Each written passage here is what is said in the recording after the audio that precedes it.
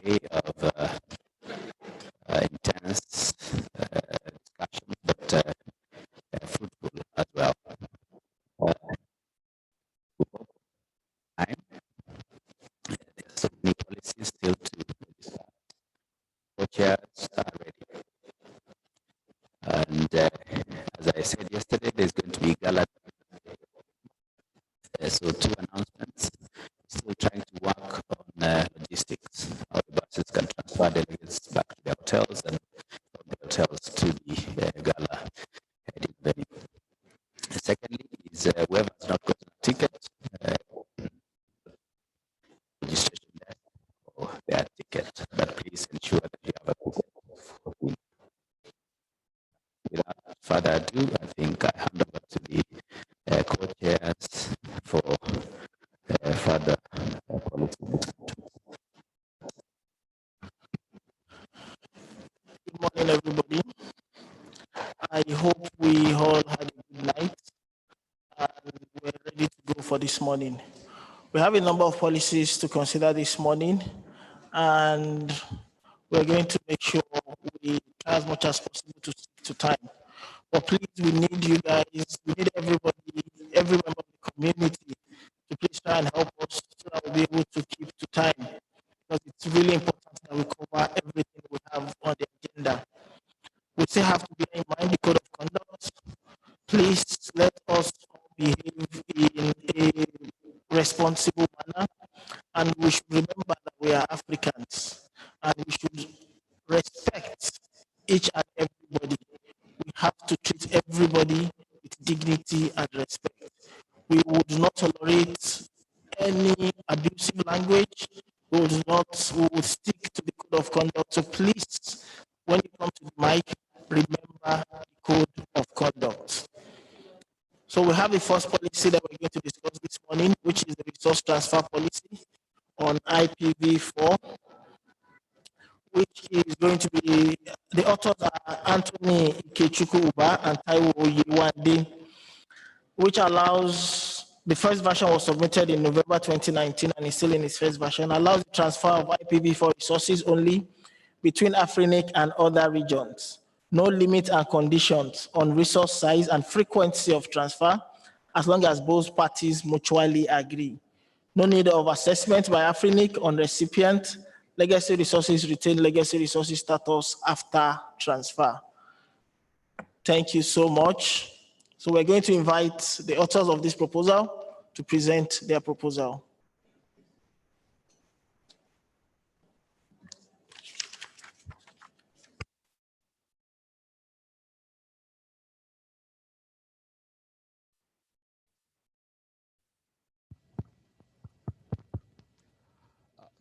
Good morning, Africa.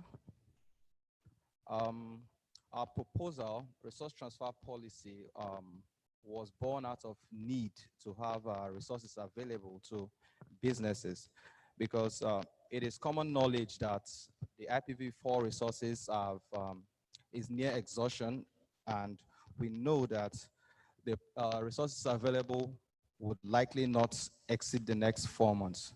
As a matter of fact, data I see says that it's at 0.31%, and we know that the need for resources is growing exponentially, because the trend of things in the future, definitely we'll have people moving around assigned to IP addresses. So we don't even have enough IP resources to sustain us in Africa. And Africa is not yet at that stage to migrate fully to IPv6, thus the need to have more IPv4 resources coming to the region. So our proposal presents a model, a mechanism to encourage smooth and ease in doing business, because these resources are not political statistics. They're actually tools which aid communications with people, businesses, and organizations. So it's essential. So this is a two-way inter-RIR policy, which encourages flow of resources both ways, both within and outside the AFRINIC region. So when these resources exhaust, we will not have a shortage. As a matter of fact, I think we are at 11 o'clock. I don't know why this policy hasn't come up yet until we are at this stage. We are at looming crisis of resource shortage in Africa, and we should have this running immediately so that it doesn't frustrate businesses, because we don't have these resources and businesses must grow. Everyone knows Africa is an emerging market, and I think is at the forefront of emerging markets. We still have less than 50% internet penetration, and we know internet communication is at the drive of economic growth. So ease of doing business is clearly a catalyst for economic growth, and we are here to improve on Africa. So this policy is supposed to be a driving force, a catalyst to businesses growing. So as we go through, my co-author here is going to run through the slides, and we'll attempt to answer the questions and address anything. Thank you. Good day, everyone. I am Taiwo from Africa. I believe most people have read the CPM, so I'll just mention the changes and the updates we proposed to the CPM. Currently, there's intra-area policy where resources can be transferred within the region.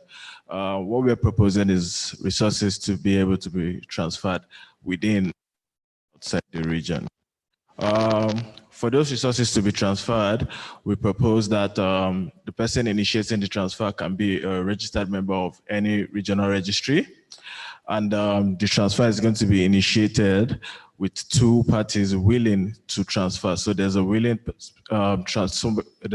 resource holder ready to transfer the resources, and there's a resource holder ready to receive these resources. As long as those resources are not in dispute, and as long as it's the right owner that is the right holder that's requesting the transfer of the resource. Sorry, I forgot to mention, there are some minor changes to the policy which has been discussed with the co-chairs and approved. So those changes are in the green here. So those changes are here. Oh, it's not really clear up here. So I'll just read them out. For the sender, that's for the person with the resources, we say you cannot transfer resources if you just received a transfer. You have to have a cool down period for 12 months. So that's what this is saying, which is what is currently on the CPM. Also, to get resources, you have to have a written agreement. So there has to be an agreement between the sender and the receiver of the resource. And where need basis are inevitable, you have to present 50%. That's here, 50% of your need for 5 years. Also, we propose a standard template which should be filled by the sender. So the sender fills the template provided by his region, which states the standard procedure for the transfer. So the recipients can be any party which is an agreement with. So a sender has to remember the receiver has to agree on those terms by the sender. Then legacy, the point on legacy remains as in the CPM. That's the new update as well, which says transferred IPv4 legacy resources will no longer be regarded as legacy resources. We also propose a procedure for the transfer of resources. Since this is not in the CPM, I will just read this out briefly and try to stress on them a little. So the transferring party who holds the resources can initiate a transfer between itself and an external party. If both parties agree, the transferring party will send a request to the regional registry with the resources, which the resources are registered using the standard templates which I discussed earlier. And you submit the official agreement, which is the agreement by both parties, the sender and the receiver. This template is being reviewed by the region in which the resource is originating from, and if the review is done and approved, then the regional registry sends the templates to the receiving registry. Also informs the sender and the receiver that the review has been made and the resources are ready for transfer. So the regional registry that is receiving those resources gets the template, and once he has done his due diligence check, then the resources can be transferred. To monitor the transfers, this was also a discussion with other authors of similar policies. Once the resources are transferred, or once this policy is implemented, AFRINIC will post monthly updates of the frequency of statistics of resources being transferred or received. Yeah. Thank you very much. Any questions, please?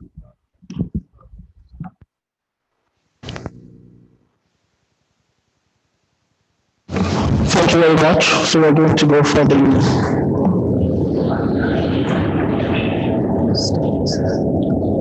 staff assessment.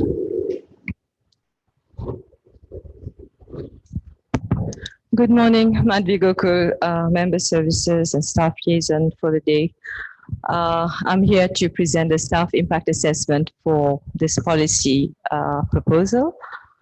So we look at the policy proposals, try and understand the intent of the proposal, and then we look at how the proposal or where the proposal will impact on the internal processes and procedures, the consolidated policy manual as well, which is an internal document, AFRINIC systems, the WHOIS database, and sometimes legal as well.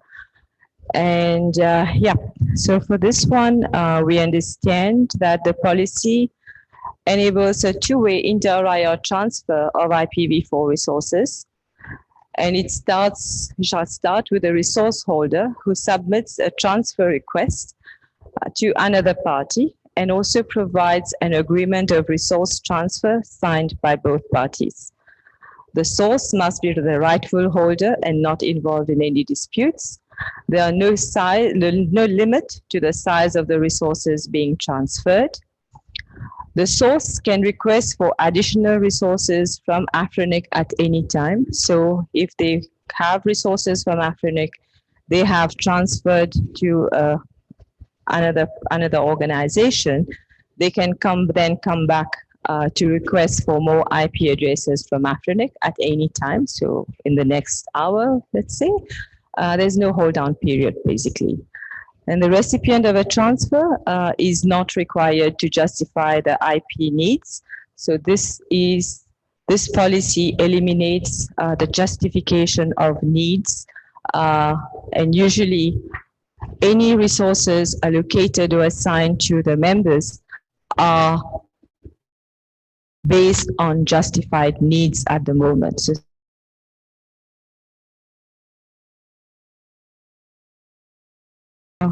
we'd like the authors to clarify, is the recipient of the transfers, if they are in the AFRINIC CF service region, are they required to be AFRINIC members?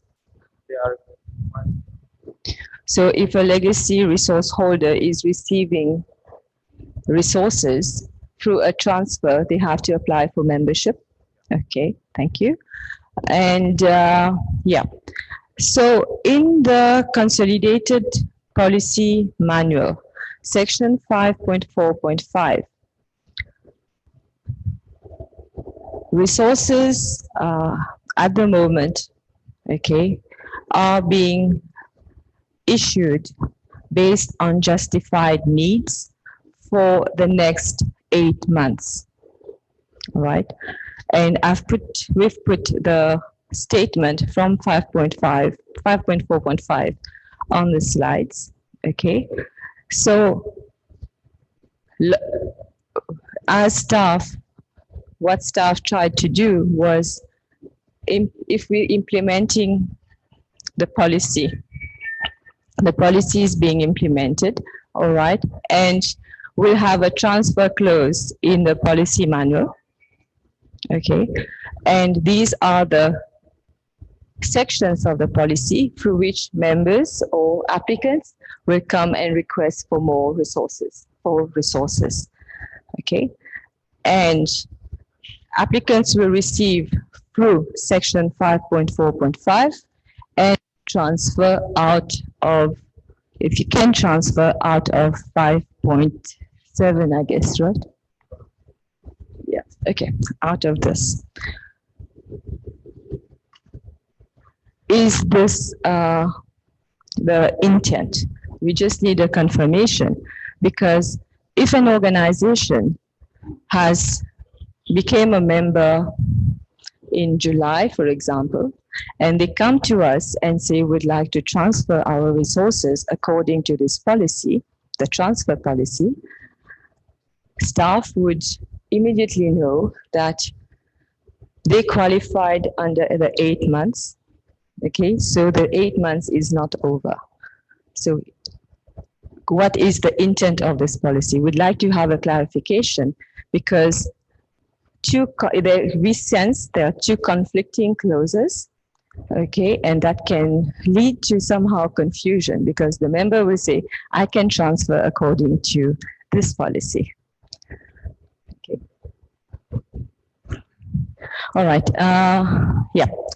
So, yep, the areas of impact. So we have our processes that have to be updated. The transfer log has to be, well, we envisage that inter-RIR transfers may become a reality. So a slight tweaks, we need to tweak the transfer log so that they support inter-RIR transfers. We have our transfer request dashboard and forms. We have our own procedures, but this policy is bringing in its own procedures on how to do things. So there is an impact that have to be taken into consideration there. And like I said, I tried to explain with a practical scenario, but based on the discussions that have been happening since yesterday as well,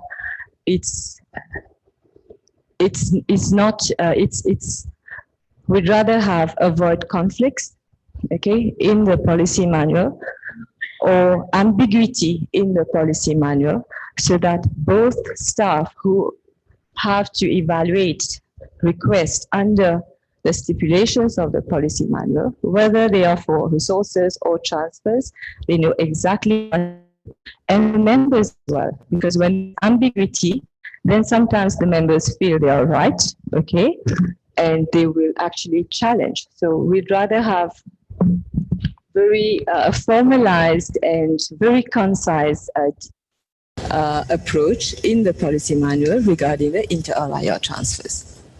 Okay, thank you very much. Yeah, I think that's it.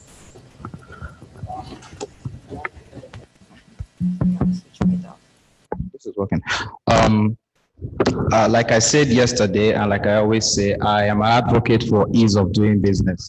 Now, the reality of policies is a policy would always give rise to adjustment in processes.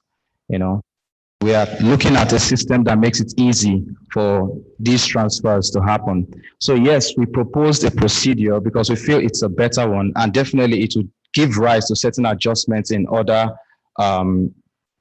auxiliary parts of the CPM. So yes, we considered that. Thank you very much. We will now open the floor to comments.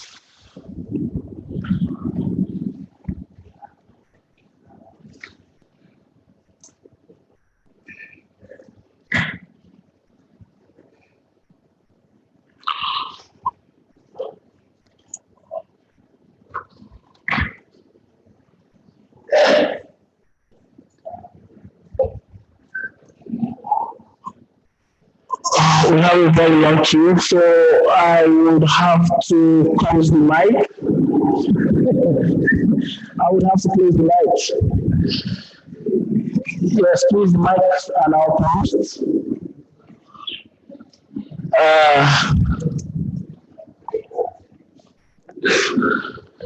I will start from Jerry. Good morning. Okay, as you know, I am out for another policy proposal on the same topic that has been ongoing 1 year and a half. So it was before this policy proposal and before the other one. I am always saying it's good we have competing policy proposals. I am always also saying that if we can coordinate together, that's even better. And we tried that when this policy was posted in the list, and the other one, I got in touch with the authors. We have got some private discussions among us, trying to coordinate, trying to understand each other. Unfortunately, the other set of authors never responded. Those authors have been very cooperative. I must say I don't agree with their policy. All the points. I am especially. I have a special conflict with the saying that the staff mentioned of no need, no justification need. But that said, I believe this region needs now a transfers policy. So I ask everyone to support one of the two policy proposals that can fulfill that. Why I say two instead of three? Because the major donor of addresses to all the other regions is aiding. And aiding policy states that it must be reciprocal. And I believe that the only two reciprocal policies are this one and the one that I will present next. So even if I am now speaking somehow against my policy proposal because it's presented next to this one, I really think this community needs to move forward. And yes, there are things to resolve, but we have time to do it. Why? Because implementing this policy will take probably, including the ratification from the board, more than 6 months. I am guessing it will be at least 9 months. For example, is taking almost 1 year. And the effort and the work of coordination with the other registries is the same.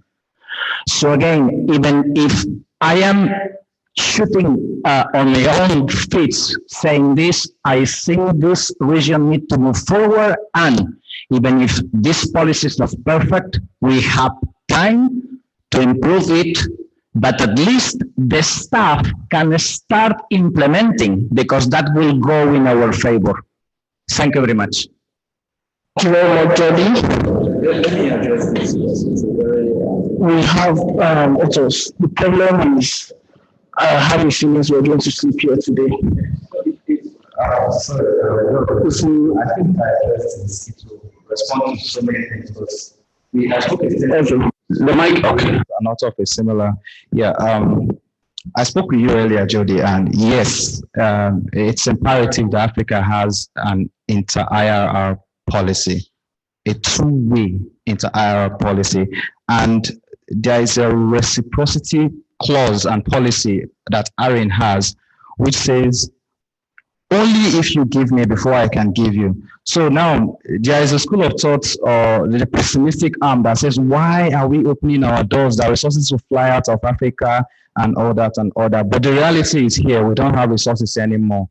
And that obsoletes the need clause, because the reason why there's a need-based clause is to manage the resources. But the reality is there is no more resource.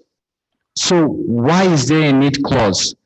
We're in a situation where the markets would have to decide. It is need, demand, and supply. And now Africa needs resources. And regions like ARIN, who have adopted IPv6, are easing off on their IPv4. So to say, they are recovering their IPv4s, and this will come to Africa. We have some slides that show, we have a little bit of a statistic that shows the movement of these resources. This is from NRO, and this was updated September of this year. So it's a very recent statistics.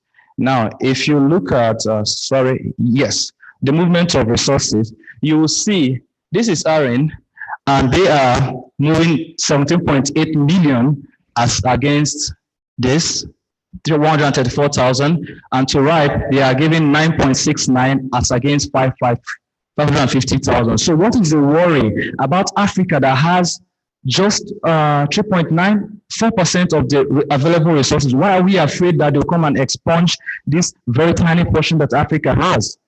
The truth is, Africa never had so much, but this is the market. So why are we afraid that this 4% is going to drift into other regions? Where data and statistics shows that where the need is where it goes. They have all the corporations, they have all the services, and these resources are used for services. So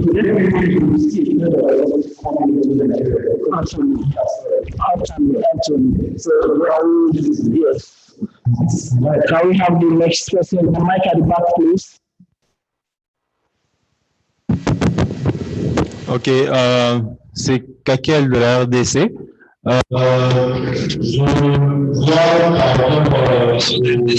I'm from the RC. I see the statistics, and the proposal of this policy seems to be very interesting, but we should evaluate the step forward of different regions in order to have stability in this transfer. At the level of AFRINIC, we protect the interest based on services for the community and move forward with the IPv4 addresses and to have instant resources. I would see that in near future we will not have enough spaces, so we need to have very good lessons. What did other regions want to achieve this change or transfer of addresses and apply at a level of a region to move on with activities in our region?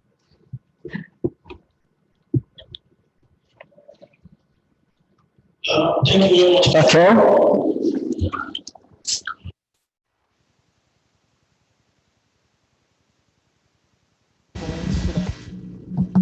Can we have the mic in front, please? If you can just note them down.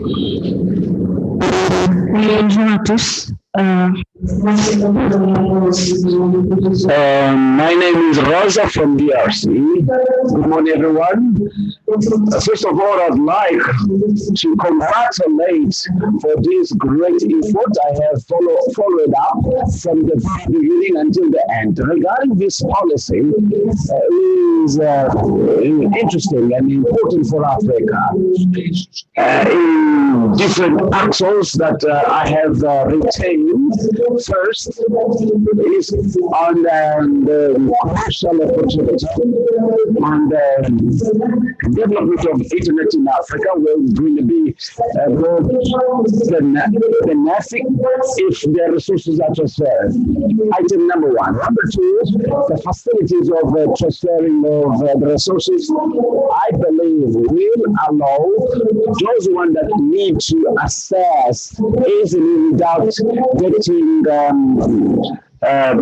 difficulties. I believe that is a very interesting policies. There are somehow equal transfers applied in different regions. Why Africa should really engage in this domain? Africa needs this policy for the development at the level.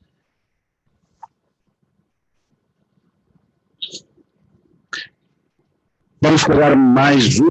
Vai carregar, please.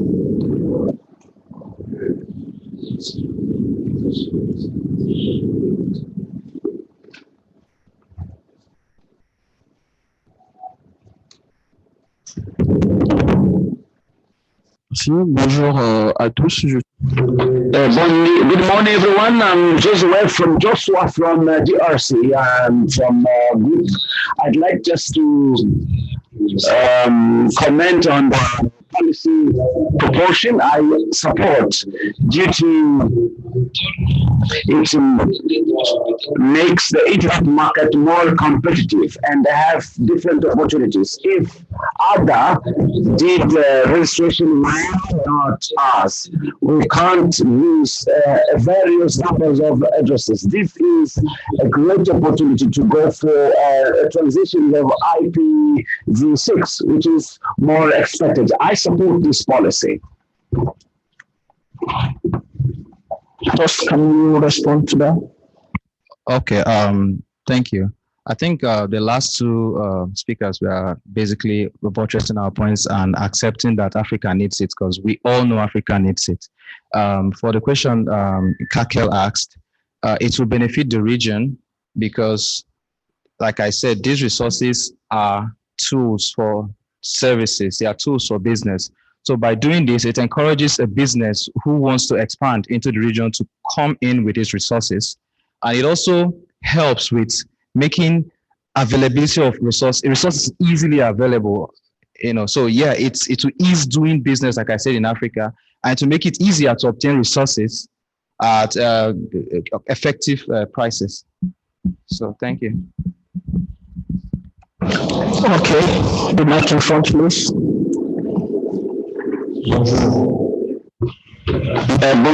Good morning, I'm Alpha from Senegal.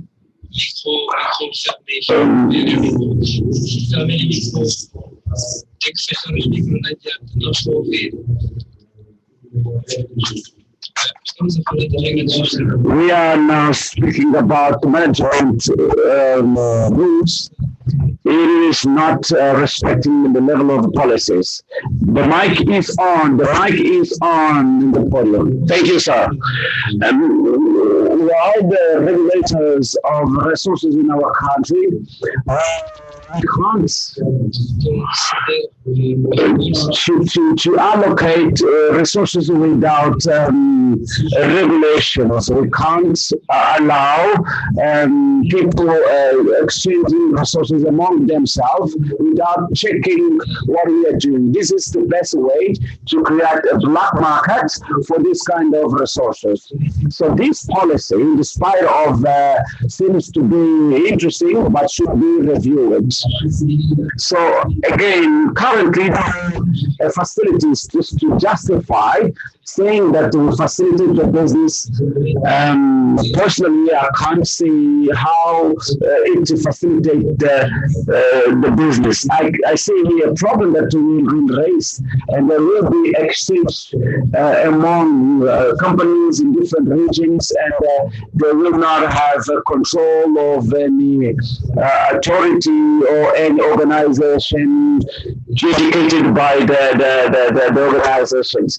As it is presented, we see that we need to take the resources of Africa and take it to transfer it abroad. We have to review this kind of policy and rewrite in order to be well detailed and clear, in order to be transparent or be stated in the references of transference.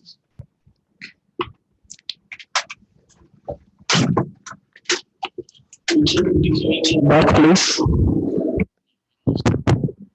Good morning. This is Ezebo from Goldspan, Nigeria. I want to say that I think you guys have come up with a very good policy, because in 2019, Africa is not involved in the transfer of IP addresses across all continents. Now, I have this problem with the rigidity of the business in Africa, and where this rigidity has gotten us to. We are below 4%. 4% is a rough approximation of what we have. Now, I want to know why are we having this problem of implementing this? Because why will someone need to come into Africa and take away IP addresses when they have excess on their underside? We are running out of IPv4 and others have excess IPv4. Even if we want to switch to IPv6, we still need IPv4 to run it. I think the statistics you have shown here and how much Africa is cut off from the other continent shows we need to implement this. And the transfer is needed. Very, very important. We should know why we are standing here. Are we blocking the future? Or are we holding Africa back? Thank you. Thank you very much. We'll take one comment in front, then I'll allow others to respond.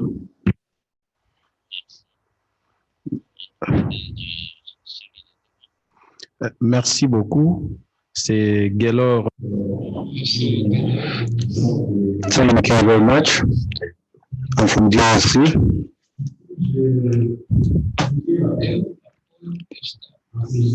I support this policy by giving the full justification.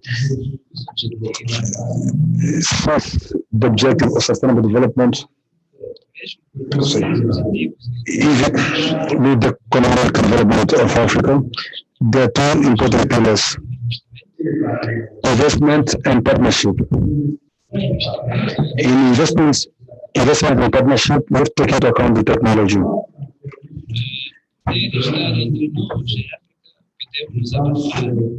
We can work together in Africa, and we know that we are all Africans. And how we can work together with the name of developing our continent. And sometimes we feel that we don't work together, but this, I believe that this is a time for us to face and fight against everything that can stop us from developing. So we should support this policy by elected, inform that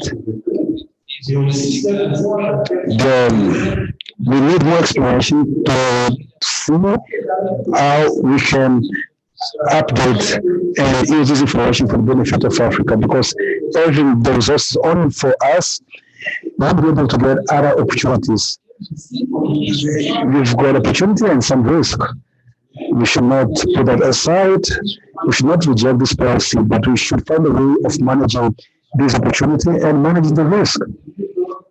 And I want to conclude by saying that I support this policy, and that believe that our colleagues should also support. And if you support it, we become a competitive strategy in the business sector as well as in the world. Thank you very much. Respond? Yeah, please. Okay, thank you very much. I'll start by responding to Alpha. Although I didn't hear half of what he said, but I understand he was asking the questions of ease of doing business. He asked questions about identity. Okay, he talked about ease of doing business, and he talked about regulatory impact and all that, identity check. Now, in the proposal, we talked about, sorry, let me get to that slide.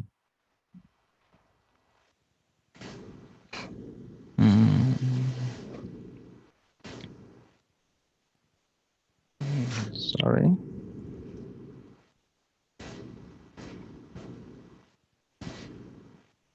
Let's look at after transferring IRR has reviewed the application and deemed that that is appropriate to proceed with the transfer, it shall notify the receiving IRR, the transferring party, and the recipient. This is where the regulatory comes in, because you have to be a member, which is the person demanding and the person receiving have to be members. And after they have gone into that agreement, it has to be brought up here. So the RIRs are involved, so it's regulatory.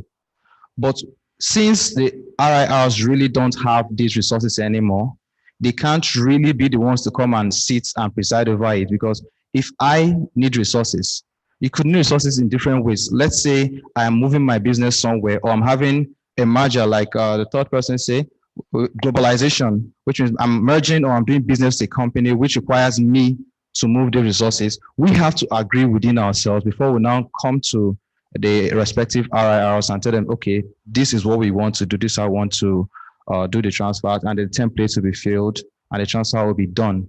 So what we're saying is, for every transfer, we don't have to come to AFRINIC's door or come to any of the RIR's door and knock and say, oh, we want to do a transfer, and then they will go. It will bring a lot of strain to the process.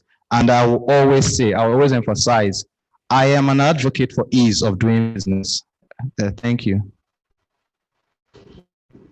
Slowly. Okay, I will speak slowly. Should I repeat myself? All right, thank you. Okay, we are going to take the mic at the back, please. Chair, please, I think I'm going to be a bit long, so because I beg. Okay, I beg. I want to be a bit long, and when I'll be talking, I would like AFRINIC staff to project the statistic of the IPv4 allocation. So if staff could get the statistic of the IPv4 allocations, we think we need. So I think we should play with a little bit with data. But before we get to the data, I want to respond to my brother who just said that the one who just spoke said that why are we holding Africa back? Africa is out of transfer. But I want to know, are people aware that we have an intra-area transfer policy at the moment? We have a transfer and people are able to move resources inside Africa. And this is the policy you are trying to amend. We already have a policy to allow people to transfer resources in Africa. So if you need the numbers, you can go and get from the other members in the region. Okay, we have this policy in place. So I want people to be aware of that. On the 75725, you said that you don't want the RIR in, then the two parties get agreement. Then you're saying that if the RIR review the applicants and deem. So how is the RIR going to determine that it is appropriate to proceed?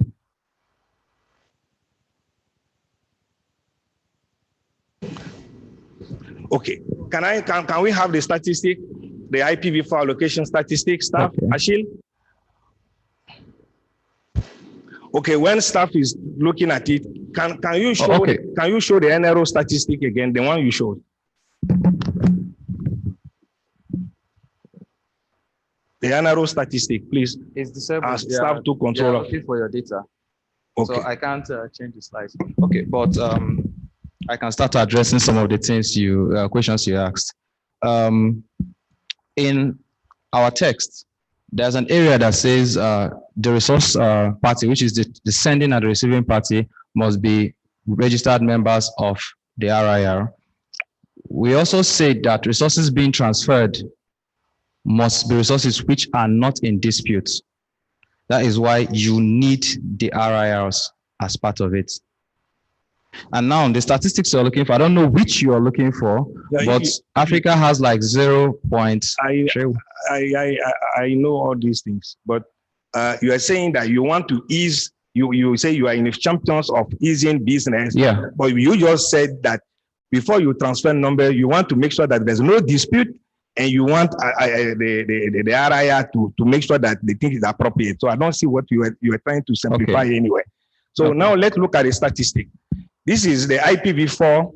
The left side, this is the IPv4 allocation from AFRINIC. And you can see I hear people are saying that we have a exponential need. But you can see, like from 2016, the allocation have dropped. Look at the data there. Look at the data there. So apparently, it looks like there are some people who need numbers. They are not coming for the numbers right now, because AFRINIC is still in phase 1 of the soft landing, where AFRINIC is allocating a /13, unlimited /13. Those who need the numbers are not coming for the numbers, so the statistic. But you're saying that there is a need, so Africa needs some numbers from our side, and if ARIN deploy IPv6, ARIN is going to give us IPv4. Guys, were you around? We've been discussing entire RIR transfer for the last 5 years. I think we need to visit the history and see. We've said that where we are now, AFRINIC still have some resources. We have intra-RIR transfer policy. Let's see how it goes, okay? And then AFRINIC still have numbers.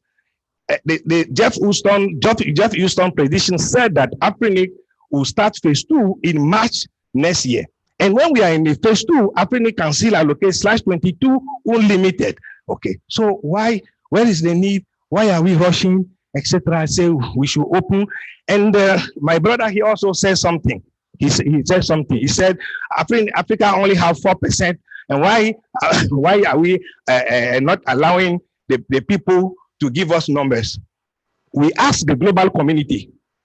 Africa was the late to come. Give us more number when we are doing the soft landing. They refuse.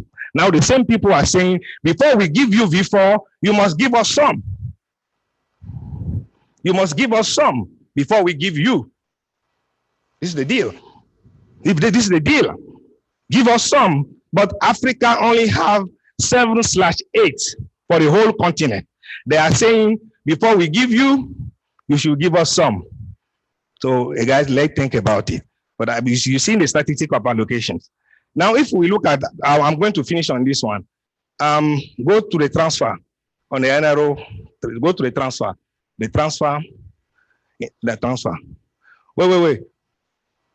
No. The transfer before. Total number. No, again. Previous one. No. There is a no. There is something missing. There is a statistic on the same document mentioning the intra, which clearly shows that there are more data moving inside the region than outside the region. And this statistic you showing, do you know since this started, the global community started the IPv4 transfer since 2011. So if from 2011 to 2019, this is what you are seeing. This is the number you were claiming. This 7.8, which is above 1/8, is the one which moved from ARIN to AP from 2011.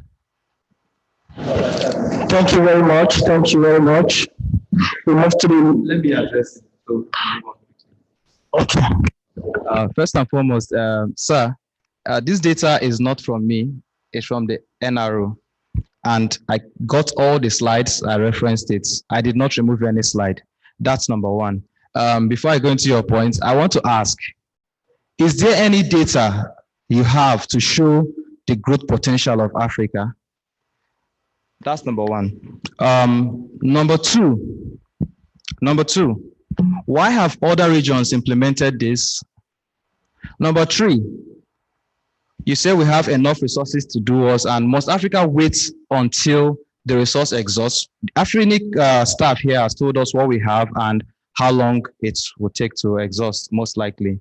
So I don't understand your point in that exactly. When the staff are telling us we are running out of this.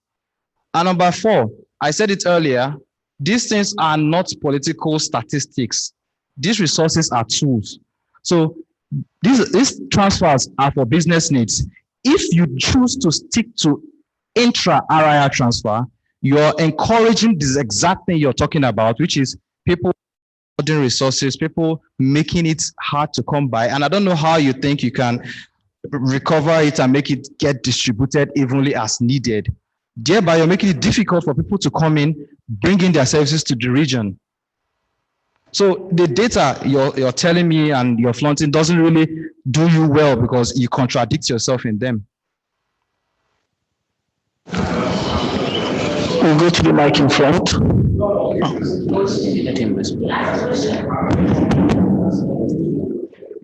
have to respond. Okay. So I said, and I'm going to repeat this, because you were claiming that there is an exponential huge need of numbers. Then we are looking at data. Then, Coach, can you please switch off your microphone? Thank you. I said, what is the need? What is the need? AFRINIC have IP address, but we've seen that the allocation rate has dropped in a period where we have announced that we are running out, and people are not rushing to come to the pool to get the IP. So the issue is to show me where the exponential need is for now. And this one, I said, this is a statistic from 2011 till now. It's showing you that I don't know if AFRINIC the expectation of number moving is not as you guys are thinking. Okay, thank you very much. Back to the mic in front. Bonjour, Souali du Maroc. Comme étant consultant en entreprise. Good morning, I'm from Morocco. I'm a consultant and I believe that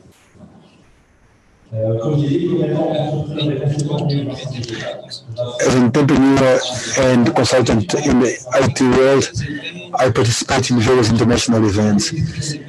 We speak about growth in the system, and I believe that there's some blockage with regard to this growth. And this blockage undermines the existence, be it in Morocco or in Europe. First of all, it has to do with legislation, the legal aspects, the hierarchy. Sometimes we can deal with these specific issues, but they undermine things to grow at regional level. And we speak about trying to have African companies that we want them to grow in order for them to do big business. So, in other words, it undermines all the process. What we need is strategy of broad focused companies. Now we're speaking about Africa. Maybe the technology might develop so that we can have development. But how can we adapt this type of growth in future if at the moment Africa is an emerging continent, and how will it be in world leadership and a technological point of view? I believe that there's a blockage with some laws that undermines that specific growth at continental level and does not open the doors. We are trying to add value, but when we look at statistic data from 2011, the old statistic that we speak about exchange information about 70 million and other members of IP, the statistics is low, so I support these policies. Thank you very much. We move to the mic at the back.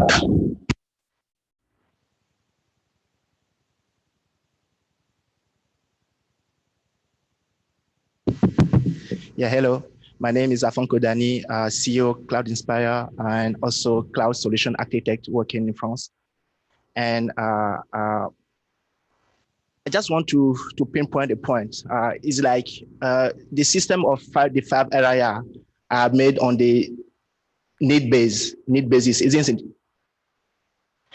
The system of the 5 area was built on the system of the need basis. So you need the resources and they give it to you, isn't it? And then we have a system now who is trying to help a company inside a system to be a kind of a small registry inside the registry. So we are breaking the model completely by the policy you are putting on the table. So are we going to break the model that we are using since before to regulate the resources we are giving, or are we going to come up with something to help the small companies to grow by going to their normal regional registry to get resources? So because this is the idea behind the system of registry. But what we are bringing now is breaking completely this rule. It's like now I can be a registry providing resources to another company. So we have registry inside registries. This is what I'm saying in your proposal. So if this is the way we are going, yeah, feel free to support it and we can agree on this new way of this new business model and we are going for it. But if not, I don't think that this one it can fit enough in this process. Thank you. Can we have the mic in front, please?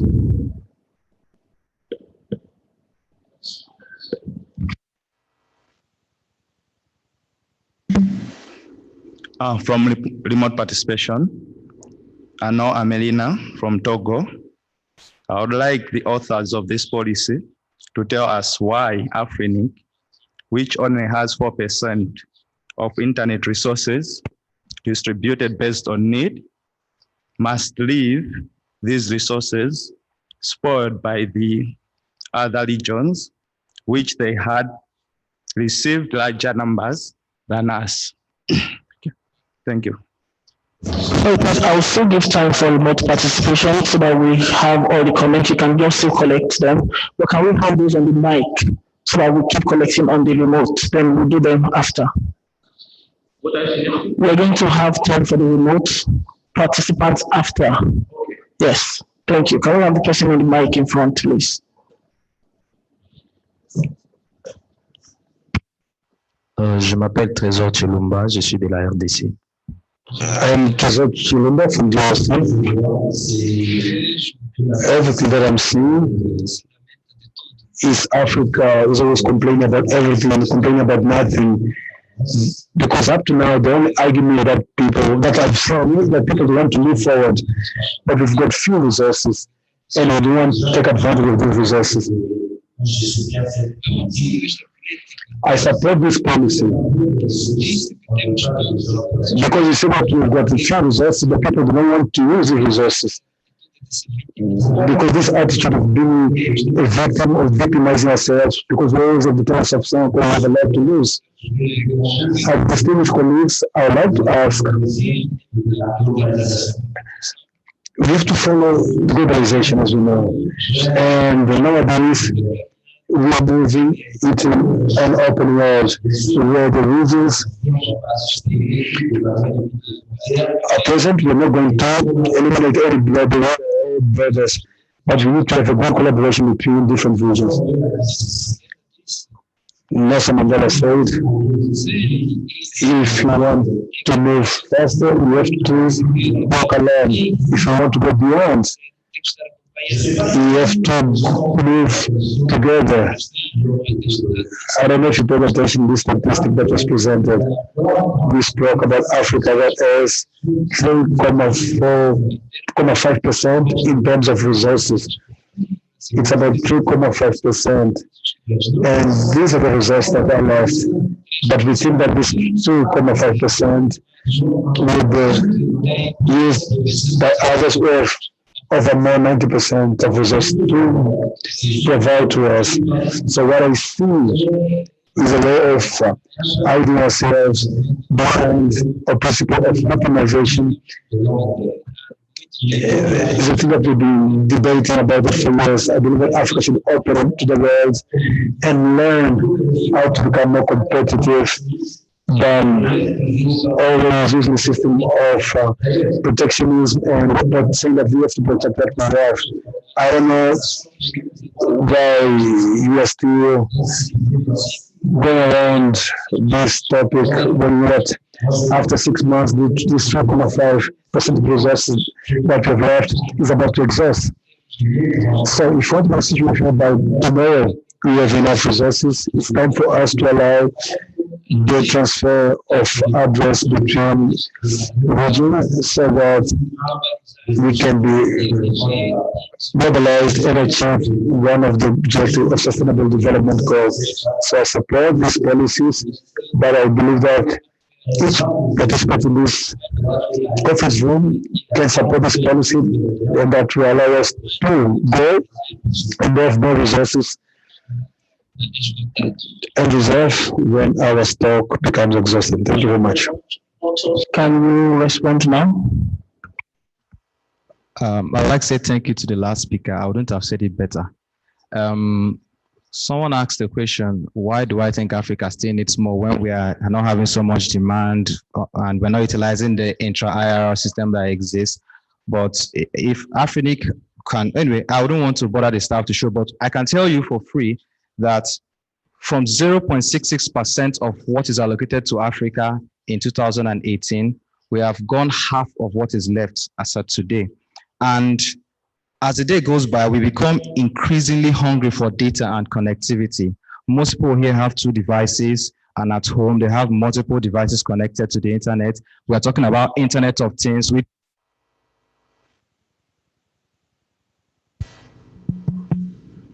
Internet of Things, which Africa will eventually embrace in no short time because technology moves very quickly. To change my mic. Okay, so yes, there will be an increasing need for connectivity, for internet. In Africa, countries like DRC still have less than 15 or 18% internet connectivity. And basically, taking Egypt, Kenya, Egypt, Nigeria, and like 3, 4, 5 countries, most countries are less than 50% internet penetration. The majority of African countries are under 20%, which means there are people begging to be connected. So do we have to wait till we go into that crisis before we can come up to the table to request for a policy like this? What people are asking us to do is wall ourselves in, starve ourselves, and suffocate ourselves until we wake up one day and realize that we don't have these resources, because scarcity affects prices.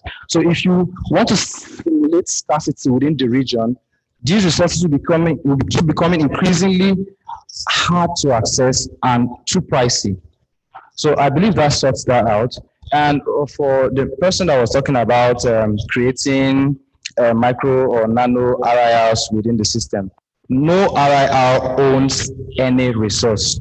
They administer these resources. So when the resource is being administered as exhaust, you can come to I'm giving a hypothetical situation here. My father cannot come to my house and tell me how to cook a food I bought myself, because once these resources go to the owners, the system can only administer but not control how they are utilized. So trying to control these things creates unnecessary complexity. I don't want to repeat myself, but it goes against the principle of ease of doing business, which is a catalyst for growth. Thank you. Hello. There was a question about small companies not gaining from the need base, if I'm right. Is that what you asked? I think small companies will actually gain more from the need base being eliminated, because if you check regions that have need base in their transfer policies or in their policies as well, they have a lot of stockpilers. But small companies at this time have bare resources to get what they want. So they get what they want and use it to do business. So I think it's opening the doors for small companies. And also regions like RIPE don't have need base, and you can see from the statistics that RIPE is also still getting way more than they're giving out. So I think the need base doesn't really have a negative effect on small companies. Rather, it helps small companies grow. Yeah, I think that's it. Thank you. Can we have the mic at the back, please?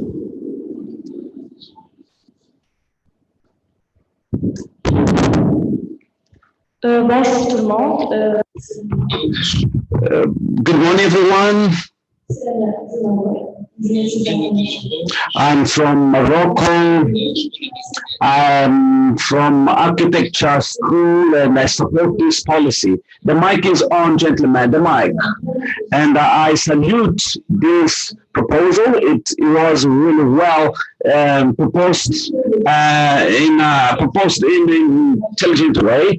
Developed Africa doesn't mean an Africa closed by itself, but the history shows that we are in a critical situation and in need situation. So Africa has a minority in terms of resources. The presentation on statistics, numbers and graphs, we are in the needs according to all regions, and some regions are a little bit advanced and some other less developed. It is seen in the bare eyes. So there is an openness to word in Africa needed. Then the freedom in transferring resources and addresses has a favorable impact in trade environment in Africa. If we want to see Africa developing, we have to see this policy, but we have to see the development. We are back. We are very, very late. So this is the solutions, and I support the policy. Front, please. My name is Valerie Yega from Kenya. I'm from the University of Nairobi School of Law. I tend to struggle with this policy, especially in terms of regulation. Just like my brother Alpha said, you see, when you say that there will be elimination of the need basis and you're talking about businesses agreeing amongst each other without the use of the RIR, that opens up the question of regulation. It opens up the question of control. Who then knows what is happening? And also, you mentioned about there will be no limit to the size of resources being transferred both ways. My question is, does this really satisfy the service to Africa, or does it satisfy the highest bidder, the person who can pay more? Are you really serving Africa? Is it sustainable for us to have this policy? Thank you. We'll take the mic at the back, please.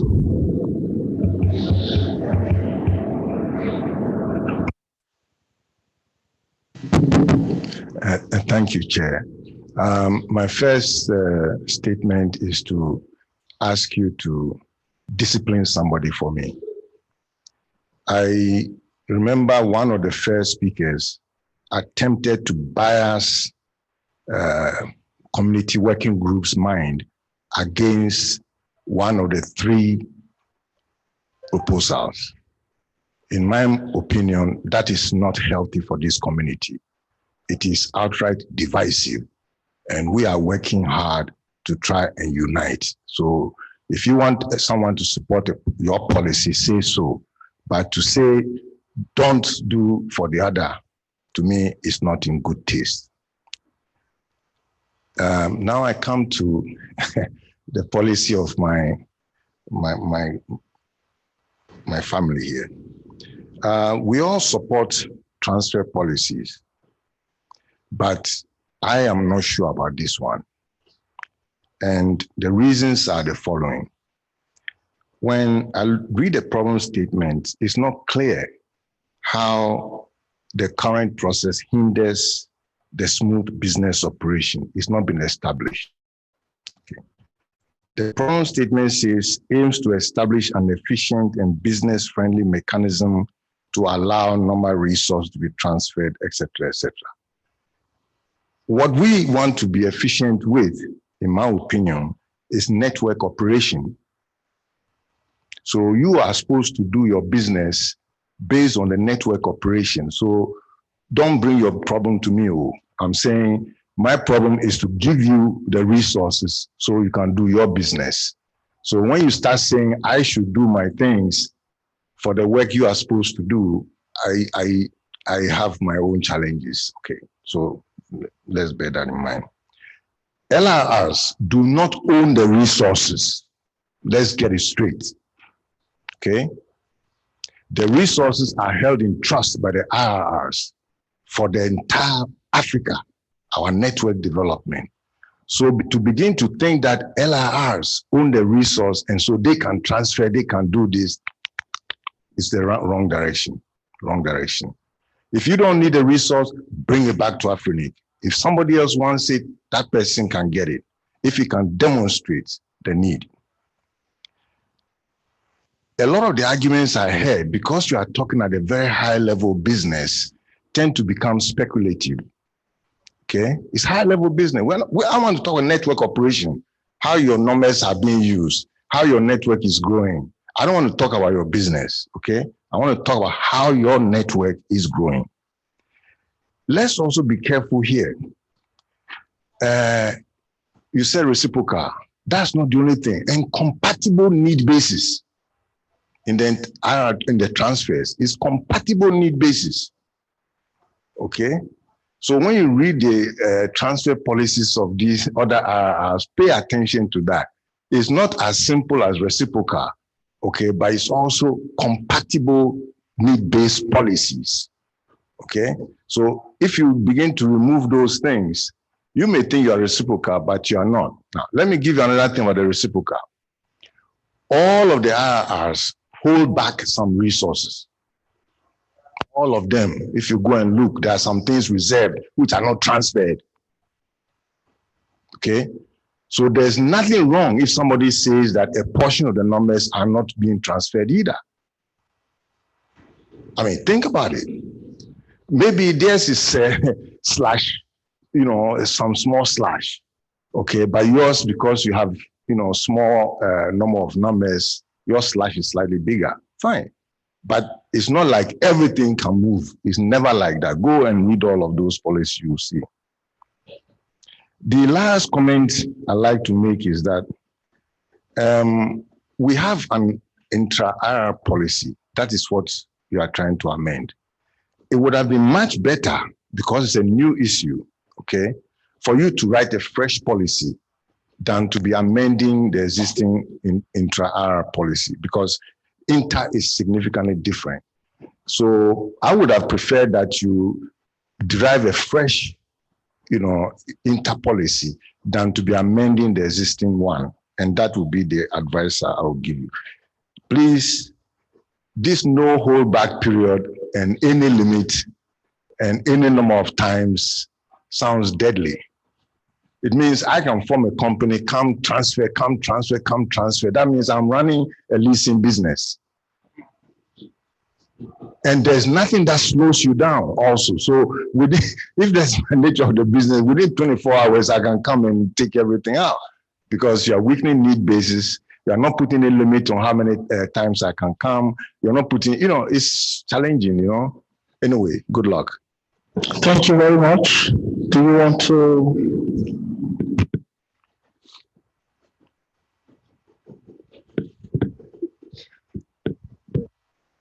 Good day, everyone. Talking about the points raised by the fellow from Senegal, there's from Kenya, Senegal, Kenya, from Africa. So talking about the points raised by the fellow from Africa, there's moderation by the IRR in the policy proposed, because we said after the agreement is made, the agreement is sent to the IRR who does this diligence check. Also, if there's no check, then a clerical staff from a big company can just come and transfer his resources to me. So the IRRs also check if that's the rightful holder of the resources. So the IRRs are fully involved and they moderate what's going on. Also, you said resources are going to leave Africa. I doubt that, because the statistics shown here shows that resources are actually leaving ARIN for every other place, because ARIN has a chunk of those resources. And those resources will come to Africa, because Africa had about 3.9% as at inception. So the remaining 96.1% are in other regions. So statistically, and from evidence shown, those resources will come to Africa. There was a comment by the grandfather of AFRINIC, sir. He said that this doesn't show compatibility with ARIN from right. I think there's a similar policy in RIPE, and the pass compatibility. So I think this policy also passes compatibility, because there's a policy like this already being implemented in RIPE. Then there's a 12-month hold period. So there's no you can come, go. There's a 12-month hold period within the policy as well, in the proposal as well. So I might have missed some points, I guess. To my sister from Kenya, Mwambo. Good. You asked if this policy serves Africa. If you look back at this, you find out that Africa's plate is empty. Africa needs to be served. So we are looking at a policy that will put Africa in a strategic position, because we are playing ourselves out of position. So yes, it serves Africa because it encourages business inflow. If you look at this data again, you find out that AFRINIC and ARIN are like technological hubs. So the users of these resources are predominant in this area, and you can see how resources go across them. They have the highest share of it, 17.8%. That is growth, that is exchange. Now you have the Googles, the Facebook, the Amazons, the Alibaba and Co. That is it there. So I think that sorts that. Professor, I just want to cite some things. You said the problem statement is an issue. I'm an engineer and an IT person, so I wouldn't say I'm an expert in literature, but I believe the text in the proposal solves that problem. So it talked about these resources being used to run networks, but networks are run for a purpose, and that purpose is business and communication. So a policy that facilitates ease in these things is what we need. So it's not about efficiency of these networks. When you talk about justification, I want to give an example of a business like Uber walks up to you and tells you they want to start a taxi company and they have no cars. It is hard to justify that. It looks like it's confusing. So justification is quite logical. It's quite logical, quite relative, sorry, because a very fantastic business idea, if I come and tell you an idea, I understand it immediately, know that it's not foolproof. So certain entities that have come out to be disruptive forces, in the tech space nowadays are ideas that appeared complex. So that way I come with a fine idea like an Uber, and because you don't understand it, it's not justifiable and it knocks it off. So in an open market system, it encourages understanding, because I need these resources and I go to you and I tell you I need these resources and we have an agreement, and then we reference the RIRs to straighten this out. So I believe that sorts that out. Does Africa have a reserve like other RIRs? AFRINIC can answer that. And if we don't have a reserve, I don't think I have an answer to that, because we need to know why don't we have a reserve. So the question is not for me to answer, it's for the staff. Thank you.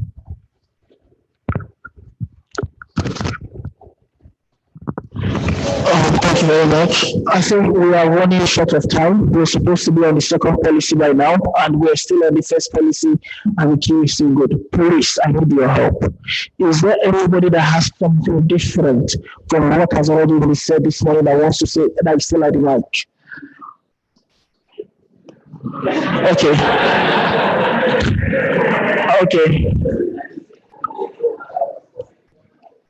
The problem is we're short of time. Okay, what we can do is I can give everybody 30 seconds to say what you want to say. And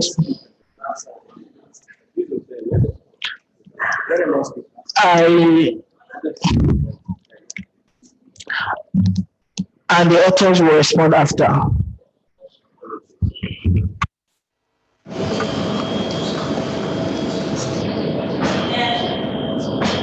Yes, go on. Yeah. What? Okay. Excuse me, I would like to have a point of order, please. I raised this issue yesterday about we have 3 policies to discuss, and the 3 are about the same issue. Sorry. I'm Maimouna Diop from Senegal. And you told me you have to follow the program. Then please, we are on the discussion. We are trying to follow the program, and that is why we have to follow the timing. So what we're going to do is I will have to do this at giving some discussions, and we have to probably stick to the 30 seconds. Thank you. The microphone. Then we'll take all the questions, then the authors will respond after. Good morning. My name is Chris from Nigeria National Assembly. I looked through the policy, and I want to first of all congratulate the 2 young men at the front who came up with this smart and intelligent policy. Yes, I call it smart and intelligent policy because I am seeing another dimension which you didn't really bring close to the people. When we are being scared of giving out our resources to other regions, stating that we already have intra and inter is not permitted, or a new policy should come up to address that, beginning to get concerned whether we are afraid of competition as Africans, or we are trying to hold back on what we have. Probably we don't have much counter argument to stop.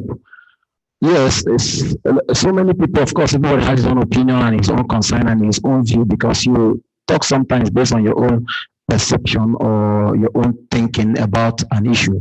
But I'm looking at this as an opportunity for we to step up our games in terms of competition.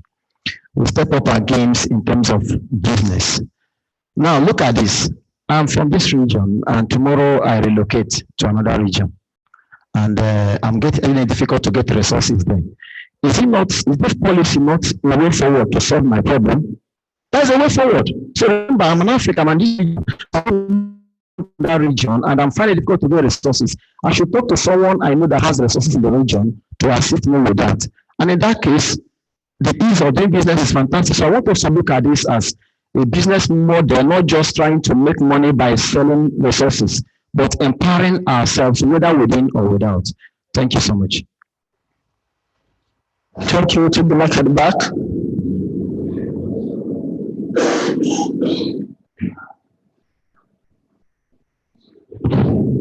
Yeah, thank you, Chair. You have truncated all our questions, so let me go direct to the point instead of my questions. I would like to respond briefly with Alan's issues about needs. I can see that there's so much potential on this proposal since there's so much interest from the community. But the needs keep occurring, okay? And the question I would have asked was, what will be the projection of our resources in the next 12 months? Okay, do we still have enough addresses in our pool to accommodate the growth, the needs in the next 5 years, as an example? So there's no doubt we need to improve to create flexibility in terms of our policies so as we can be able to have more of our populace connected. We know ICT is definitely going to be the catalyst for sustainable development goal, and we are really lagging behind. So, but I will leave most of my comments. I will engage him later, and I will post it on the mailing list. But the fundamental question is, what is going to be our projection in terms of the available resources we have in the next 12 months? Then the question of whether we need it or we don't need it will now arise. Thank you very much. We'll take the mic in front. Okay, Luca from Nigeria. There is this particular saying that you are supposed to make friends with the owner of a ferry before the rainy season, because rainy season, water overflows, you can't cross. So if we do not take these actions now, we would rather react to the need for this IPv4 when it comes. Because if we say we have to wait, that means you have to allow the sickness to kill you before you go to hospital. You're already dead. We have to take the actions now. Jody says something and I agree with him. Either way, we need an inter-IRR transfer. Simple. Then secondly, you talked about, people kept on repeating need-based assessment. Now, need-based assessment, when it comes to efficiency, that's, you are talking about forces of demand and supply. It doesn't rest with individual. It rests with that invisible hand that determines who gets what and how. If you do that, the need-based now shifts from AFRINIC to that invisible hand that does not respect the individual. It's not subjective, rather objective. So I believe that the need-based is just shifting from AFRINIC from all the registries rather to a hand that determines how resources are allocated efficiently. So with that, with this proposal, thank you. The mic at the back, please. Yeah, thank you. My name is Daniel from Nigeria. I just want to establish one thing, which all of us have agreed that we are going to run out of our resources. And I'm happy that definitely we will not be that foolish not to have something reserved that we cannot give out for whatever reasons, because there will be a crisis situation that reserve will be used. Because when I was growing up with my grandfather, we don't eat up everything before the next harvest. There's always a reserve that just in case the harvest is not too good. So in that basis, my projection or my look is beyond the point of what we have now, which has not been allocated. I'm looking at the point at when everything is gone except the reserve. And I'm happy to know that that point is very, very close. And preparing for that point is what I see this proposal looking at. Preparing to be at the point that, okay, I have given out all that I have, and all that I have is reserved, and I can't give that out. And then somebody is moving into my domain, and I told him, if you are coming, please, I don't have enough food. Come with your food. But then the people, the country where he's coming from, sorry, I'm tidying up, the country he's coming from said, well, where you're going, they don't allow food to come from their own place. So I won't allow you to take your own food along. That is what I'm saying, because we are so much in need of FDI, that's foreign direct investment, in most of the, because that's what you hear our leaders talking every day, FDI, FDI. So if a investment is coming and is coming with his own IP and the policy says you can't move with your own property into that place, then you find out that you lost out on that business. Thank you. The microphone, please. Bonjour à tous, je m'appelle. Good morning, everyone. I'm Laurent Tumba from DRC. If you allow me, according to the participation,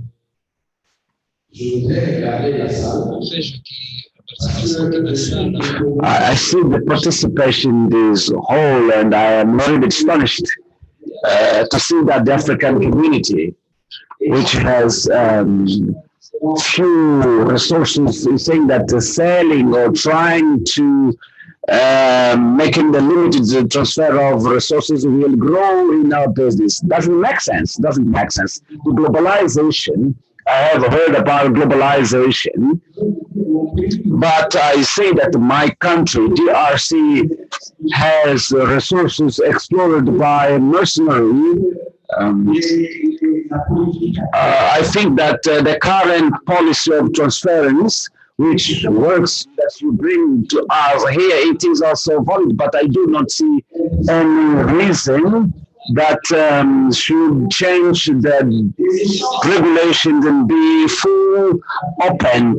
The exchange among continents. We see the current situation between China and the US are the powerful forces. I do not understand. In spite of discussing about development of connectivities and growing in terms of connectivities, we are discussing how to facilitate transferring our resources which are scarce. We have to be shame of us. Those that defend these positions, if we globalize and we develop, it is not possible. The transfer between Africa do exist, but let's start by transferring resources among us African and move on. IPv6, while when Africa is going to enter IPv6, sorry, co-chair, this is important. So we do not have infrastructure. You cut my word, but today I have to speak. Sorry about that. Africa need resources. In my country, DRC, the connectivity is really very limited, it's weak. When the SP chairperson, why don't we develop? Because we do not have infrastructures. And AFRINIC is coming to tell us that the resources are not enough. We do not have resources. China, Japan. Please, let's keep in Africa and share this among us. And then we'll see if we need to have some surplus. We need to grow. The current regulations are valid and will support, but I beg that these regulations is destroying our resources. Tell us how 3% that we have, it is important that African can decide to sell these fuels 3%. Please. Please, when I do this, your name is, your time is up. Thank you very much. One thing that I realized that we have a snake in our midst, and this snake is on our foot, and we are trying to shoot the snake, which on our foot, and our foot is in the mouth. I am so much not in support of this policy because of a few reasons. One, we are forgetting the history of the formation of AFRINIC. These resources were picked from different pools to allow the network growth within the Africa region. And we have not yet achieved an effective network within Africa region. And here comes, we want to transfer our little resources to the other regions. Why can't we leave Africa to organically grow, both in its network infrastructure, in its development? Our co-authors have done a very good research regarding to building businesses and how sustainable are these businesses. But according to my little knowledge of business, if we have resources that are in the region, let's use the resources that are in the region. If someone wants to come and increase the resources in the region, there should be preconditions. One, Does the region have the resources that we need to be able to improve our businesses? Yes. Then let's go and utilize the resources that are in the region and not come with our resources. And here comes, if we are coming with our resources, the condition should be the region has no resources to enable our businesses to grow. So we come up with new investment opportunities. So right now, Africa is not ready for investment opportunities to bring resources from out of the region, but we can fully maximize the resources within the Africa region to be able to flourish our growth. Maybe they transfer to Africa, but not from Africa, because we have like approximately 7. Another region has 40, another region has 100, and so forth. You'll discover that out of all this, what Africa has is just a little bit, a pinch of what is in the reserve space of the other resources. So why should we kill our reserve space, or why should we pass a policy that is going to destroy our reserve space, whereby once the need comes, we are not going to be able to achieve it? Here, probably you have to think about switching the word. Instead of need, it is a want. Because a want is something you just want it for luxury. Excuse me, just one more minute. We just wants are just simply luxuries. Right now, we're looking at the need of these resources in the dignity transformation and the dignity growth for Africa region. And then, not to come with the resources, let's fully utilize and get the margins. And I'll ask probably the AFRINIC staff if they can be able to project for us how the allocation blocks of inter-RIR, you have the intra-RIR transfer policy, have they been effectively been used? If yes, in case the intra-RIR hasn't been effective, then what can be done? I think this policy is a snake on our foot that we are going to shoot ourselves in, and we die. Thank you very much. Thank you very much, Daniel. We hope we are not going to die. We'll take the mic in front. Hi. Hello, hi. My name is Mohammed Redman from Nigeria. When you look at these regional internet registries, actually the last one to evolve is AFRINIC, and it has the smallest resources. And if you look at the movement of all the IP blocks, what do you think is the reason for this movement? I want to ask you, what's the reason, please, for this movement? You can see that almost everything is coming from ARIN to RIPE NCC to an APNIC. What is the reason? Okay, I can tell you this, IP resources move with respect to need in terms of business. So a lot of businesses from the ARIN region has gone global. This is globalization. So if you are going I can assure you, stop from that. Okay. You are not right. You are not correct.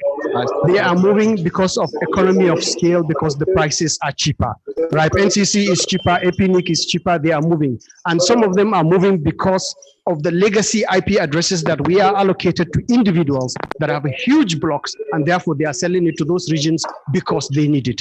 And that's why you see this movement. We are proposing a policy. There is unintended consequences and unintended consequences of these policies. What happens if we take a policy and we open up and every single resource moves out of AFRINIC because it's more expensive than RIPE NCC? What mitigation technique do you have to stop that? Because you see, my major worry is that AFRINIC is doing so much within the African continent and more awareness. I am running the Internet Exchange Point of Nigeria, and I have presence in almost every single geopolitical zone in Nigeria. I can authoritatively tell you that there's a city called Kano that has 20 million people. Out of those 20 million people, there are only right now 2 ASN numbers. One is one ISP, the second one is another small organization that is trying to evolve. Why are Africans not using ASN and IP address? Because they lack awareness. Why are we still not going to school? Why are we still not being educated? Because people perceive that there is no need for that. And that is my major concern. I am from Nigeria and I saw so many Nigerians here. Unfortunately, I don't know any of you. I run the largest network in Nigeria. I interconnect everyone. I am also running the registry of Nigeria.ng. I'm the president. I don't know you, and I don't know any one of you. I don't know why all my members, MTN and the rest, are not here. You are here. Do you have membership of the exchange point? Are you connected to the exchange point? You see, the issue is we have to be really careful why some people are coming here to promote policies that will really create disruption. Thank you.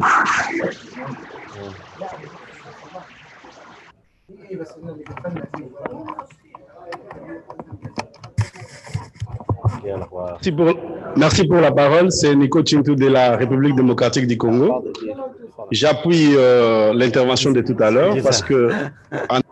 Thank you very much for the intervention. In DRC, I work with internet suppliers and I'm encouraging suppliers of content at local level. I would like to say that the proposal as it is bad.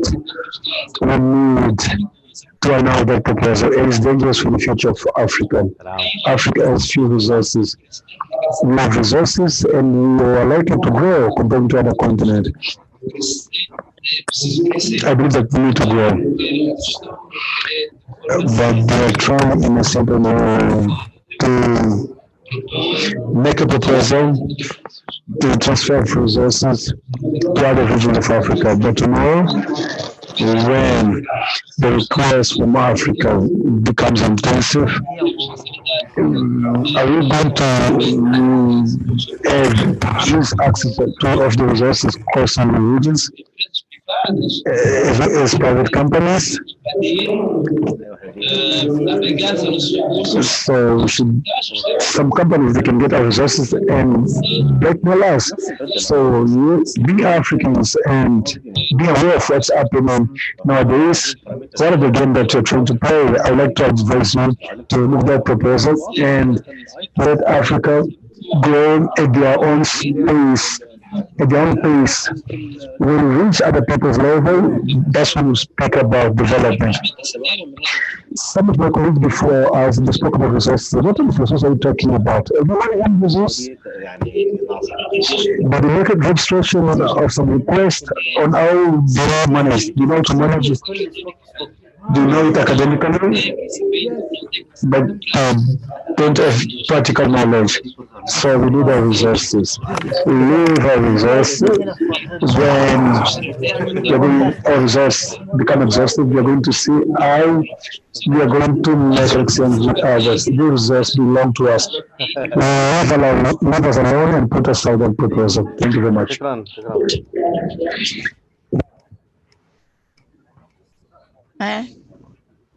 Thank you. Morning. Okay. My name is Maimoun Najib. I'm from Senegal. Not coming. I would like to thank you to give me this opportunity to talk about this policy. Jody, you have your headphones, please. So I will speak in French after. So you will need your headphone. I know you understand French, Jody. My point with Jody, if you agree with, if you support this policy, perhaps you will be able to switch your proposal with this policy and give the opportunity to the third policy to make his presentation and be discussed. It was what I understand at your statement this morning. Now I will speak in French because I would like everyone to be aware of what is transfer. Le transfert se produit. The transfer is done when there's IP address and this number is transferred in a legal source where there's a destination to another legal destination.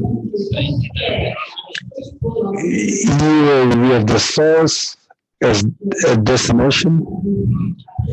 As you can see, after different explanation that we listened to in the morning, Africa is policies to make this transfer effective. We don't reject a request. So the question is, yesterday we saw a policy that was proposed by Jody on the distribution of IS number, and you said that when the staff receive a request, there's a part of the request that is rejected. And so that you don't reject and request, we need to deal with that request. I've been dealing or been using internet for many years. The way our resources are allocated, they're allocated in a database whereby the request should be justified. Why is that?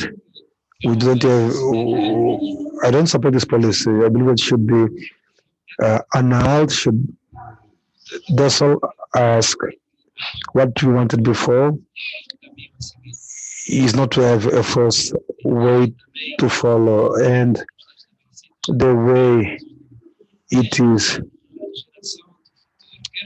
established won't have any positive results. So I believe that these results, I would like that whenever we implement this resource, it to be, I would like my children in future to benefit from the resources. You spoke about the business opportunities. I'm using, or I'm aware of a lot of startup. It could be good for business, you said. Some they're not member of AFRINIC, and they're not just to become members of AFRINIC.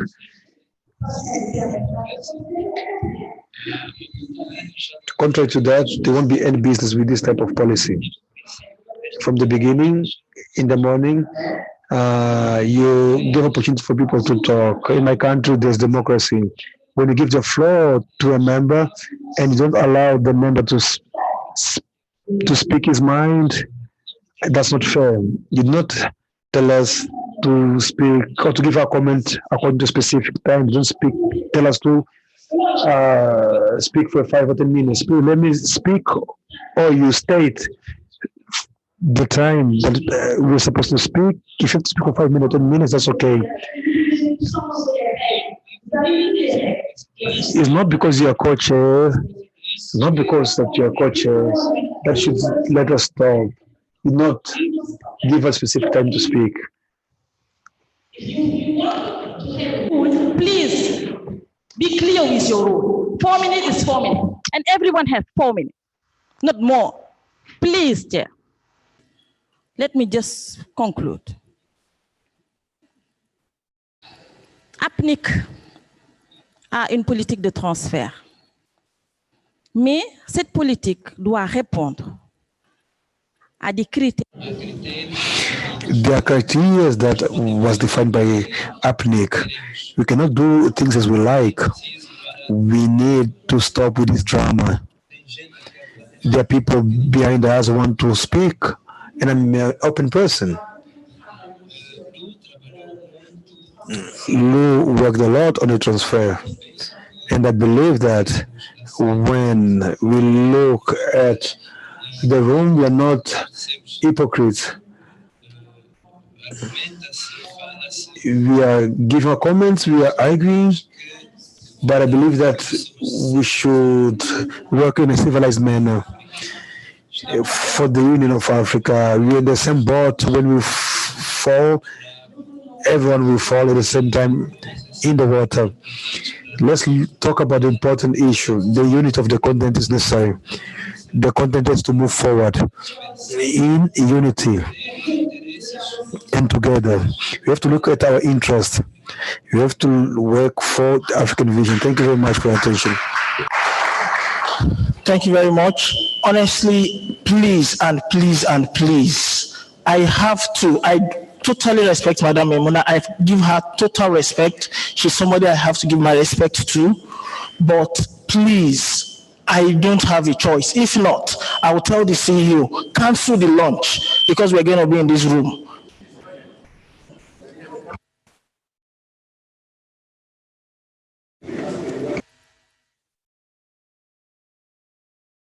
Bon, merci beaucoup, Président. Je m'appelle. Thank you, Coach. I'm Alpha from DRC.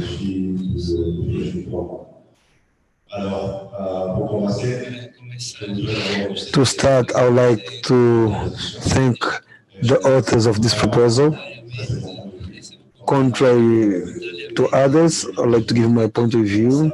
And contrary to the regulating authority of Nigeria and others, I believe that since AFRINIC is a community, and as soon as someone has an idea, you can support this proposal or not. Maybe some of the colleagues are not known. Reason why some people are not supporting AFRINIC. I have nothing against this proposal because in a globalized world, and we exchange point of view, exchange ideas, and we also speak about proposal based on the need of creating business. I embrace the idea of this proposal. So when you speak about interchange, about IP,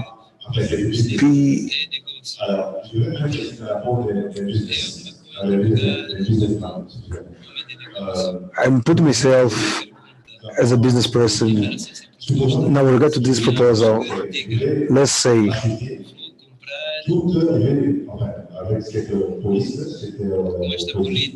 with this policy, I'm going to buy all the address available as organization, for example. I'd like to apologize, Chair. Give me 2 more minutes. The danger is that I was there. I mean, yesterday I was here. I was. I've not had. So you thought you hadn't given me so the go for speaking. So let me speaking if it's possible. So donc alors le danger c'est quoi? The danger is that an organization can have a monopoly and putting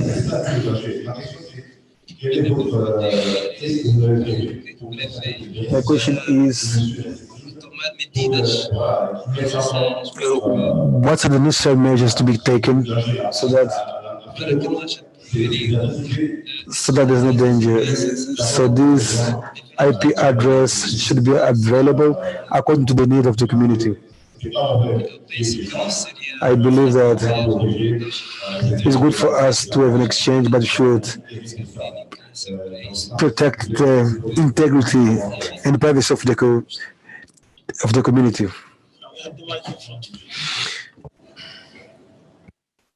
Okay, merci beaucoup. Zarou Mamadou de la MRTP du Mali, le régulateur.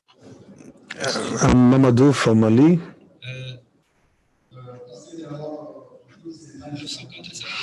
I'm against this proposal because I believe that it's not necessary. Africa is the only region that has IPv4 resources available. If members of AFRINIC that have more address, if there's a need, each one can benefit from it. But if we allow each one to have IP address, we are going to create an African address. That's not it's not the case. You could have a general coordinator. I'd like to say, if transfer in region is possible, why don't we do inter-African transfer? Reason why the intercontinental area of exchange of data is important, and IPv4 can lead us to IPv6. I don't agree because we should have our own resources. Thank you very much. Thank you. We take the mic at the back. Good afternoon, everyone. My name is Mariam Sulaiman from University of Ilorin, Nigeria. So I'm going to keep this short and simple since we're already running out of time. So I'm in support of this policy because I see no need for needs assessment when there is a seller that is willing to sell and there's a buyer willing to buy. So the two parties should come, and I want to sell, you want to buy, and there's no dispute. So I believe you can go on with the transfer. And then I think this policy will also enable growth of internet in Africa. as we are still lagging behind. And I think we Africans need to be open. We're open to the world and stop being afraid. And this policy will also enable effective utilization. So that's why I'm in support of this policy. Thank you. Can we take the mic in front, please? How long? 1 minute. Yes, 1 minute. Okay.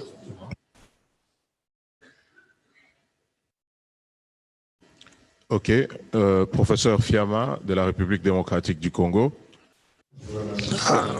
I'm from DRC. Thank you for giving me the floor. I'd like to thank that. Thank you. It was difficult for me to get the floor yesterday. The topic was hot. The colleagues before me, they are two authors, and we should support them and congratulate them. I would like to speak about your work. I'm a lecturer, and that allows me to understand what you did. Don't feel intimidated. The authorities of your country or the world, don't feel intimidated. The reason why sometimes it's difficult for people to appreciate the work that you did. This question has two specific axes. We are in the axis of logic and defend Africa. That suffers Africa, that's the victim of every nation. Or we should be pragmatic and look at the real world, that's the globalized world. We should exchange ideas, yes. The facts are here, and we are here to be more open. The thing is that we only have 3.5% of resources left. So will our participation be the same? Why are we refusing resources? I understood that we should exchange resources between us as Africans.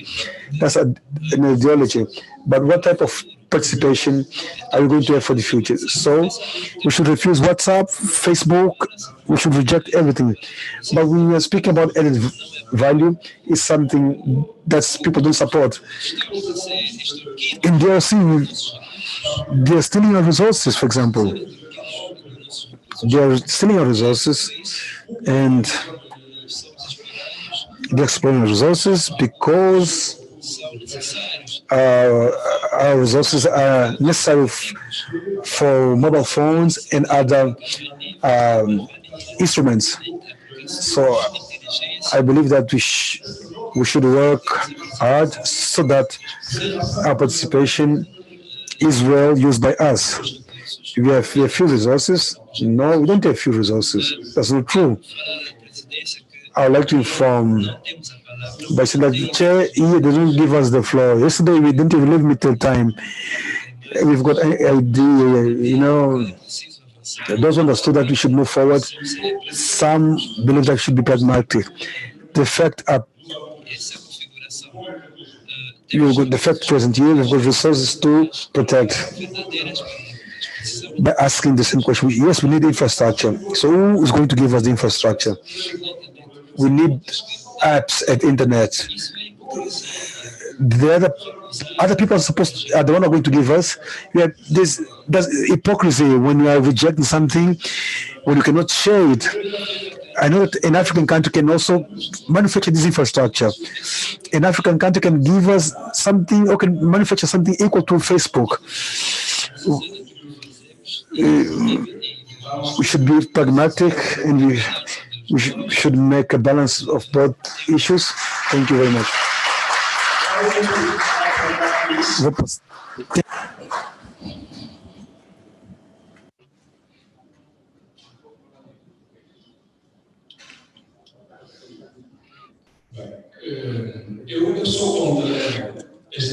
I'm against this proposal. I'm against this proposal because if you have to go back, AFRINIC was the last organization to register. And we know that it was difficult at the time to get numbers. to manage our network at the beginning. Currently, you've got everything built. I'm not seeing the need of moving in a quick pace. I believe that we should develop well our African ecosystem. Even the companies, the international companies wishing to develop or sell something for Africa, sometimes they're not able to do that because in the continent they don't manufacture the resources, but they receive their IP inside their continent, and part of the economy also remains in the continent. I believe that we have a lot of Africans who do not defend the African interest. The Africans working at the companies, and it's true that they should defend the interest that has nothing to do with Africa. And also they don't live in Africa anyway. They'll be living abroad, they have their life abroad, so they're not concerned about Africa. So, but us who live here in Africa, we should make sure that we consolidate and we develop our ecosystem the same way other continents have been doing it and other nations have been doing it. Thank you very much for your attention. Yes. Okay. Question and comment from remote. We have must so put on your headset. We have many French comments.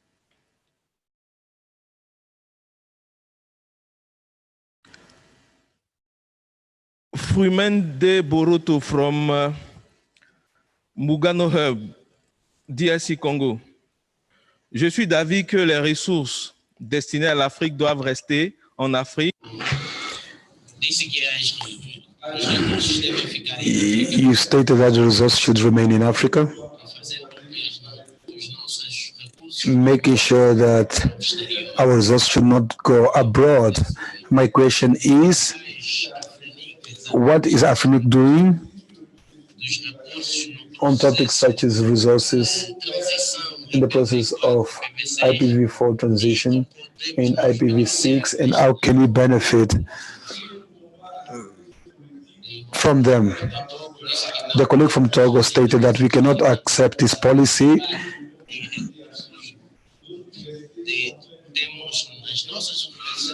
We have our university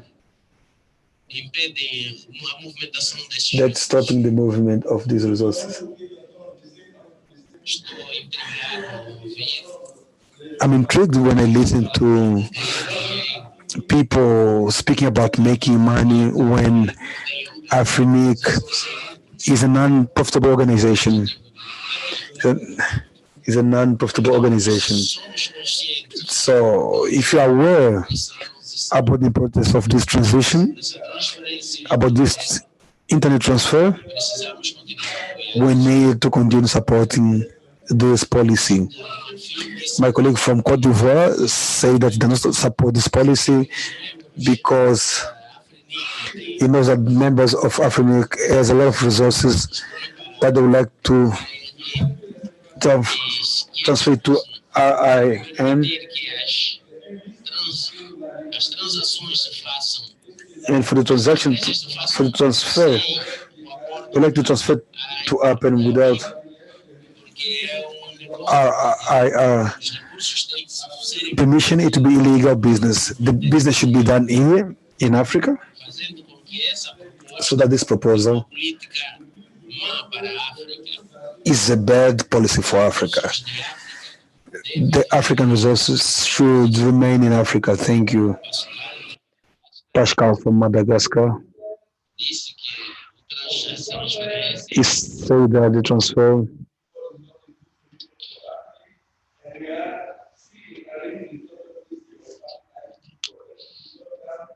to apply the policy used by the other areas. My question is, what is your true opinion for the adoption of the policy? Because actually the resource in AFRINIC is insufficient. It's not that other areas use a policy that AFRINIC has to follow the same policy. And on YouTube, the remote on YouTube, item. Do you know when did the other areas have transfer policies? What is it? Is it before or after they round out IPv4? Thank you. Authors, I will give you 2 minutes to respond, please. All right, thank you very much. A lot has been said, but I want to respond to one thing, starting from what you said, reference to what the professor from DRC said. One thing I'm very used to, and I want every young person here to pay attention. I'm a budding business person, and I can tell you I'm used to being rejected and stamped on. It's a trend in Africa. That is why in the African system, you see our growth is not anywhere near its potential because we are generally afraid of taking steps. We are generally afraid to dare. And globally, business are disruptive ideas from young people who see a system that is no more relevant with respect to its time. So there is fear. What I say is a conservative mindset and a pessimistic ideology. The truth remains that this is long overdue. If the resources in Africa is sufficient, we won't be here saying that we've exhausted over 70% of the minute quantity that was allotted to Africa. That is number one. And number two, if you look at technological growth between 2012 and 2019, you would agree with me that technology keeps coming into our everyday life. Take Kenya, take Rwanda, take Nigeria. You can see it gets in, technology comes into everything we do, every process we do, every business is going global. Now, for people who say we should maintain the intra, if it was the big corporation, sir, you asked me why MTN is not here, why other big networks are not here, and why you don't know any of us. The reason is that we are nobody. We are who Mark Zuckerberg was before he started Facebook. We are who Larry Page and his partner was before he started Google. So I cannot stand here being somebody until I start doing stuff, you know? And until someday when my ideas, my businesses become global, then you can say, oh yeah, I know that guy, he's been there. So this is me climbing that ladder. That's number one. I started my company, we were 4 partners, and due to difficulties we had in the system that is so resistive of change, 3 of my partners have left to foreign countries to set up themselves because it's an environment that enables them. Okay, so back to these resources, I didn't really see any truly structured argument against this because it is glaring. The region needs it. Look at Dubai. Dubai is a country that is in a place which is traditionally conservative, just like Africa, until someone came and said, let us open our doors and accept a system, a working system. Ideas came in, infrastructure came in, and Dubai is a destination. So now Africa, need for resources keep growing. And if you look at the graph, I wish the graph was open here to see how like this. Now, a small business who wants to get resource from the intra IR policy would have to tackle the need base, which means you need to invest a lot of money getting policy experts to understand the policy, create a justification, and come and stand in front of someone who doesn't understand or may not understand the need for that. And you just see yourself being the door thrown shut in your face all the time. I think we should be more open-minded, try and understand this, because we are at the end of a cliff, and if you don't put a beam to cross that cliff, someday we are going to come back here and be looking for mitigating policies, which I think the intra is not. It doesn't mitigate the looming crisis of resource scarcity. I don't know if you have anything to add to this. I think most of the points here have been addressed. Sorry, in 30 seconds. I'd just like to introduce myself to Professor Dr. Chief Mohammed Rudman. I am Taiwo Oyewande from Africa. I work in Federal University in Nigeria, a leading university in Nigeria. I'm a network administrator. I'm a PhD candidate in research on internet globalization. I will encourage you to get to know me because I am the future. Thank you.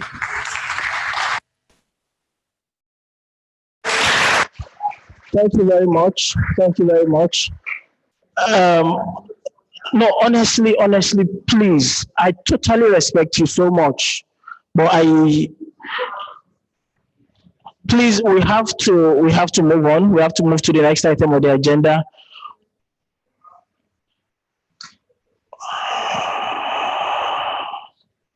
One second.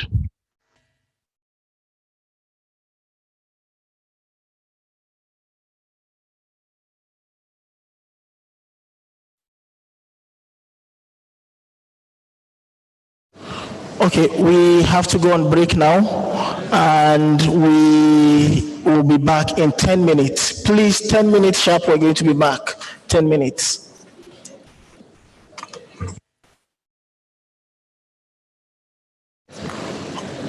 We're going to take a decision on this policy, but we're going to leave that on to when we come back, when we've taken the other policies.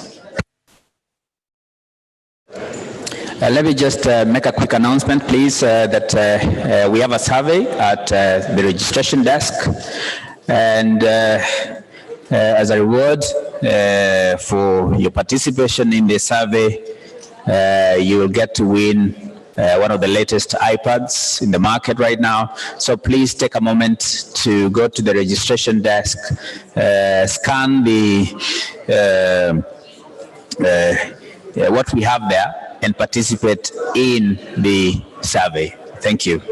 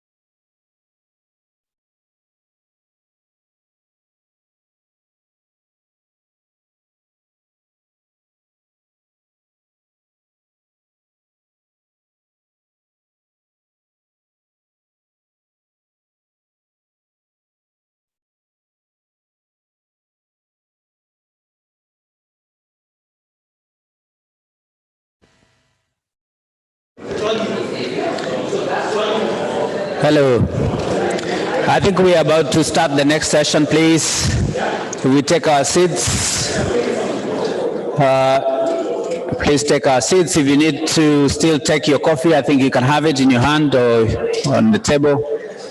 But please have a seat as we start the next session. I think as you've seen from the first session, there's a lot to discuss, and it's imperative that we do that quickly.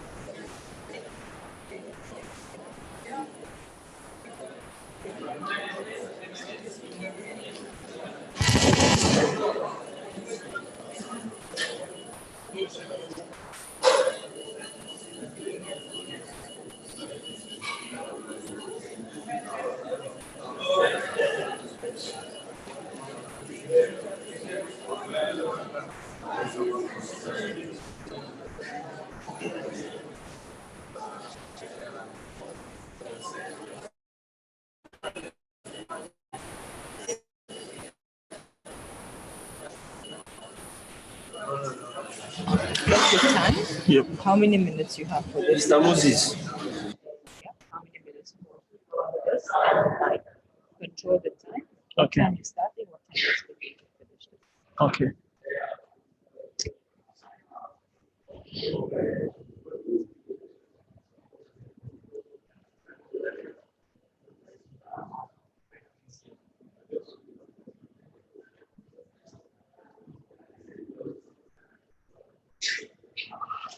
Thank you very much. We're going to start now.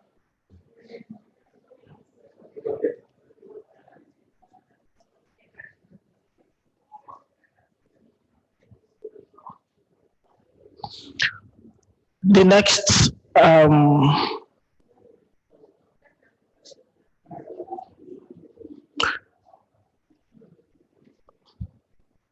Jody, please go on. Yeah. Okay, so what is the scope of this proposal?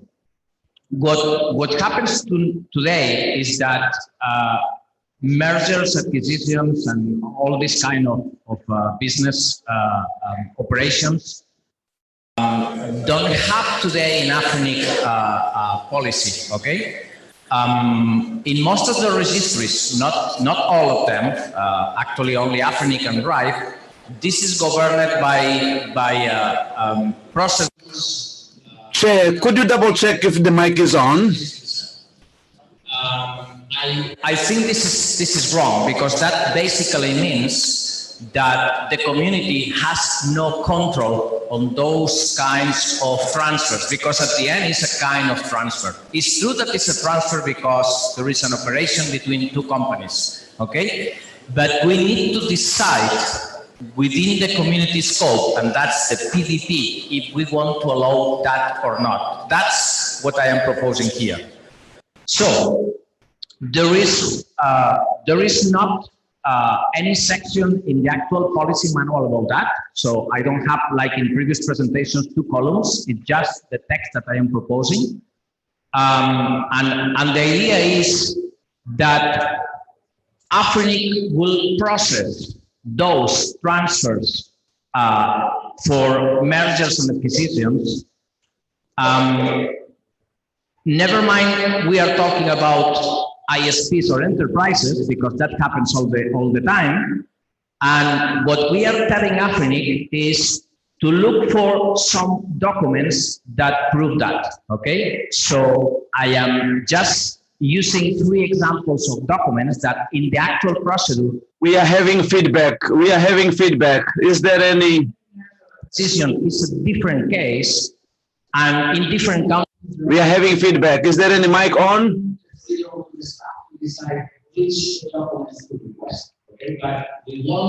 Thank you, sir. Thank you, sir. Thank you, sir.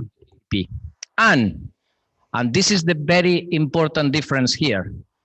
I am only acknowledging intra-RIR mergers and acquisitions. Why? Because as we have seen in the previous presentation, there is a lot of discussion and there is not an agreement yet in the community if we should allow transfers from other or among other regions, okay? So everybody accepts internal transfers, that's clear, because we have already a policy for that. But not everybody is accepting that, for example, a company from Netherlands buy a company from Africa and bring the resources to Netherlands. So at the moment, we can discuss it later, maybe in 1 year or 2 years after now, we will decide if the community changes his mind. At the moment, I am only recognizing these transfers within the scope of the region. And that's it. I put some references. In this proposal, I am allowing transfers for merger and acquisitions for both IPv4, IPv6, and ASNs. In LACNIC, we have a discussion in the community. Initially, I had a proposal for the 3 types of resources as well. Some people was opposing to IPv6. Some people was in favor of only allowing IPv4 or ASNs. So finally, in LACNIC, I presented 3 different proposals, 1 for each type of resource. Fortunately, all the 3 proposals reached consensus already a couple of weeks ago. So it's exactly the same situation as what I am proposing here. So again, just to make it short, what I am proposing is mergers and acquisitions become part of the PDP, so they fall in the control of the community, not just the decision of the staff. And we only allow at the moment, we can change it later, mergers and acquisitions within the region for both IPv4, IPv6, and ASN. And that's it. Thank you.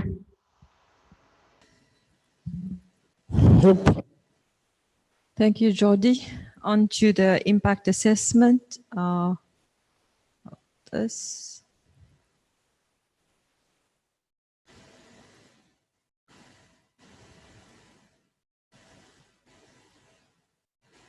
Okay. So our understanding of the proposal, a new section in the CPM introduced, and it shall accommodate any transfer-related policies in a single place. All types of resources can be transferred, IPv4, IPv6, and AS numbers. The recipient organization still has to justify the needs for the resources and comply with all existing policies. If required, for example, if the recipient is not a member already or has an old RSA, I think, yeah, the new RSA may need to be signed by the resulting company or companies. That's to comply with AFRINIC business rules as well. The policy proposes, leaving the required supporting documentation up to be determined by staff, okay? And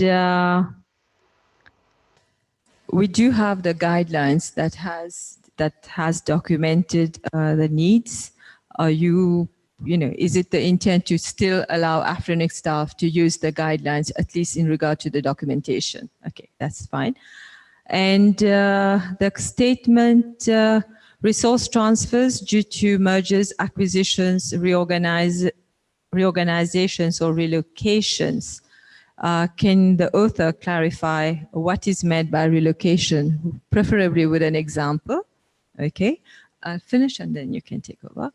And transfers, okay, so some information about those resulting to M&As must also be published. Right now, the publication of transfers, whether it's M&A or policy transfer, happen automatically. Once they're executed, we update our transfer logs and we check the syntax of the transfer log. So we have M&A and we have policy transfers.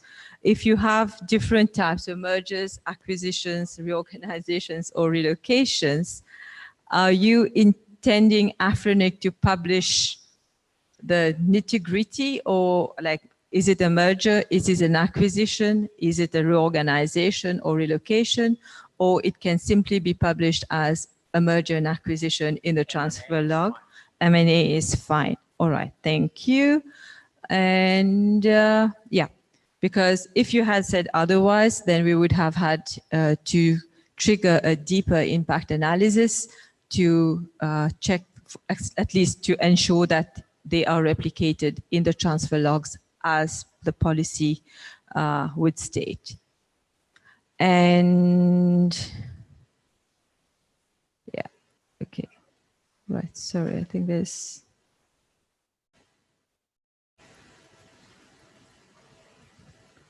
Yeah, yeah, so still, there was an input on the RPD list as well. We've put it in the SAS because we didn't know whether you will already take it into consideration, take that input into consideration. Okay, so some of the information to be published would have the implicated org names, resulting resources transferred, and type of M&A. All right, so if the type of M&A has to be detailed, all right, then we need to provide, to investigate further so that how we can implement that. Yep, basically that's it. Okay, now for the policy implementation timeline, it can be done within the PDP timelines because we are already doing M&As and there has been an element of automation as well. So switching from a guideline to a policy, that is doable as long as the policy doesn't entail a rework of the rules. Okay, thank you. Basically, you said it. I am not trying to change the way you do today.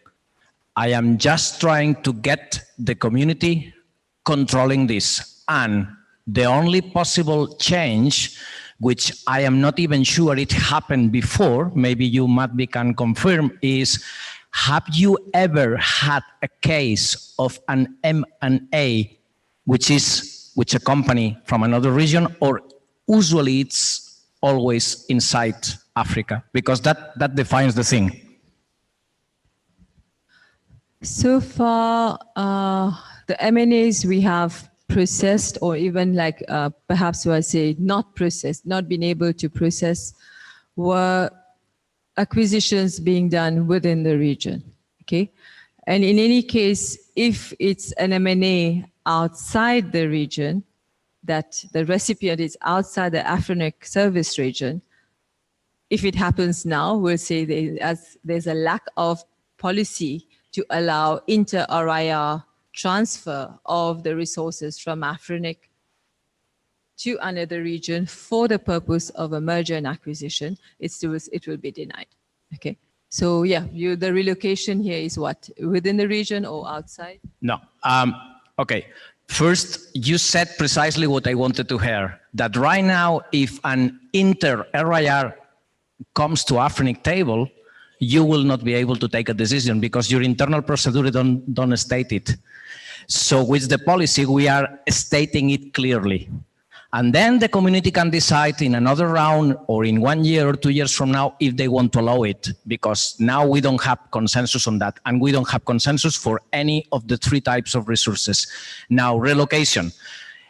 I know that everybody reads perfectly M&A for all the cases, but I wanted to make it a more complete coverage of all the possibilities. I want to state that if a company moves from one country to another, it's possible as well. That's a relocation or a reorganization or a partial M&A, because all these cases happen. I am not changing the concept of what you are doing today and what are you understanding with your guidelines, but I am just trying to be more clear that it covers all the possible cases. Anything related to business between companies in terms of mergers and acquisitions, whatever you call, it's within this. That's the idea of talking that. And I use specifically relocation because I am thinking, maybe I am wrong, that in the future, the community can change his mind and allow inter-RIR and A. So then our policy will be done. What we will do? Remove inter-RIR and we are done for all the cases. Okay, so it will be a very simple change when and if the community agree on that. That's the thing. Thank you for the clarification. But this policy is for M&As within the AFRINIC service region.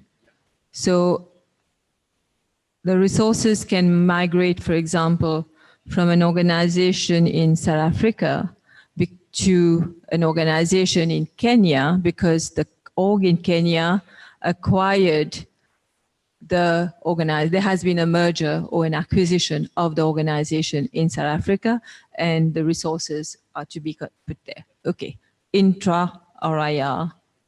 It's intra-RIR M&A. Okay, right. Thank you. Intra, yeah.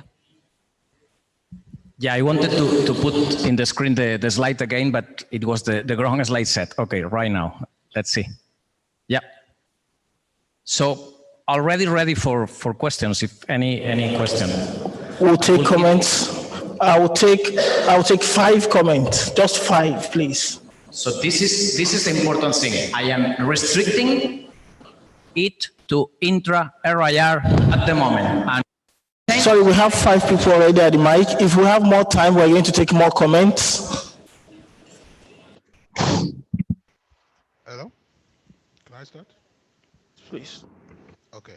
Daniel from Nigeria. Please, you have 1 minute. I'm going to have a timer here, and I'm going to show you so that you will see. Please, just state your most important points.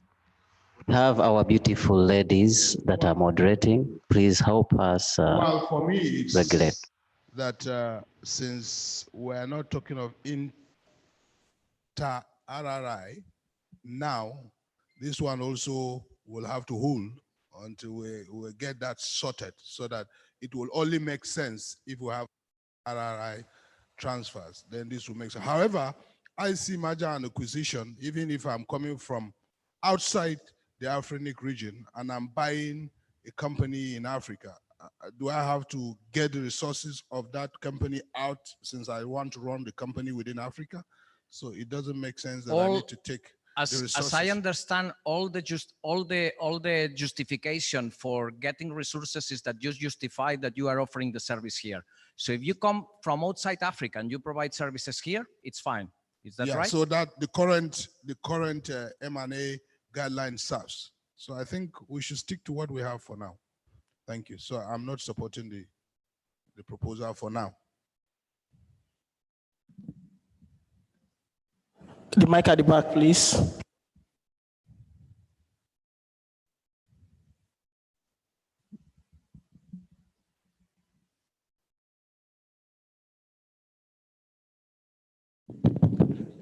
Thank you, Chair.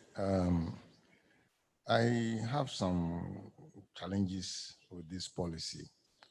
I think even the title is problematic for me.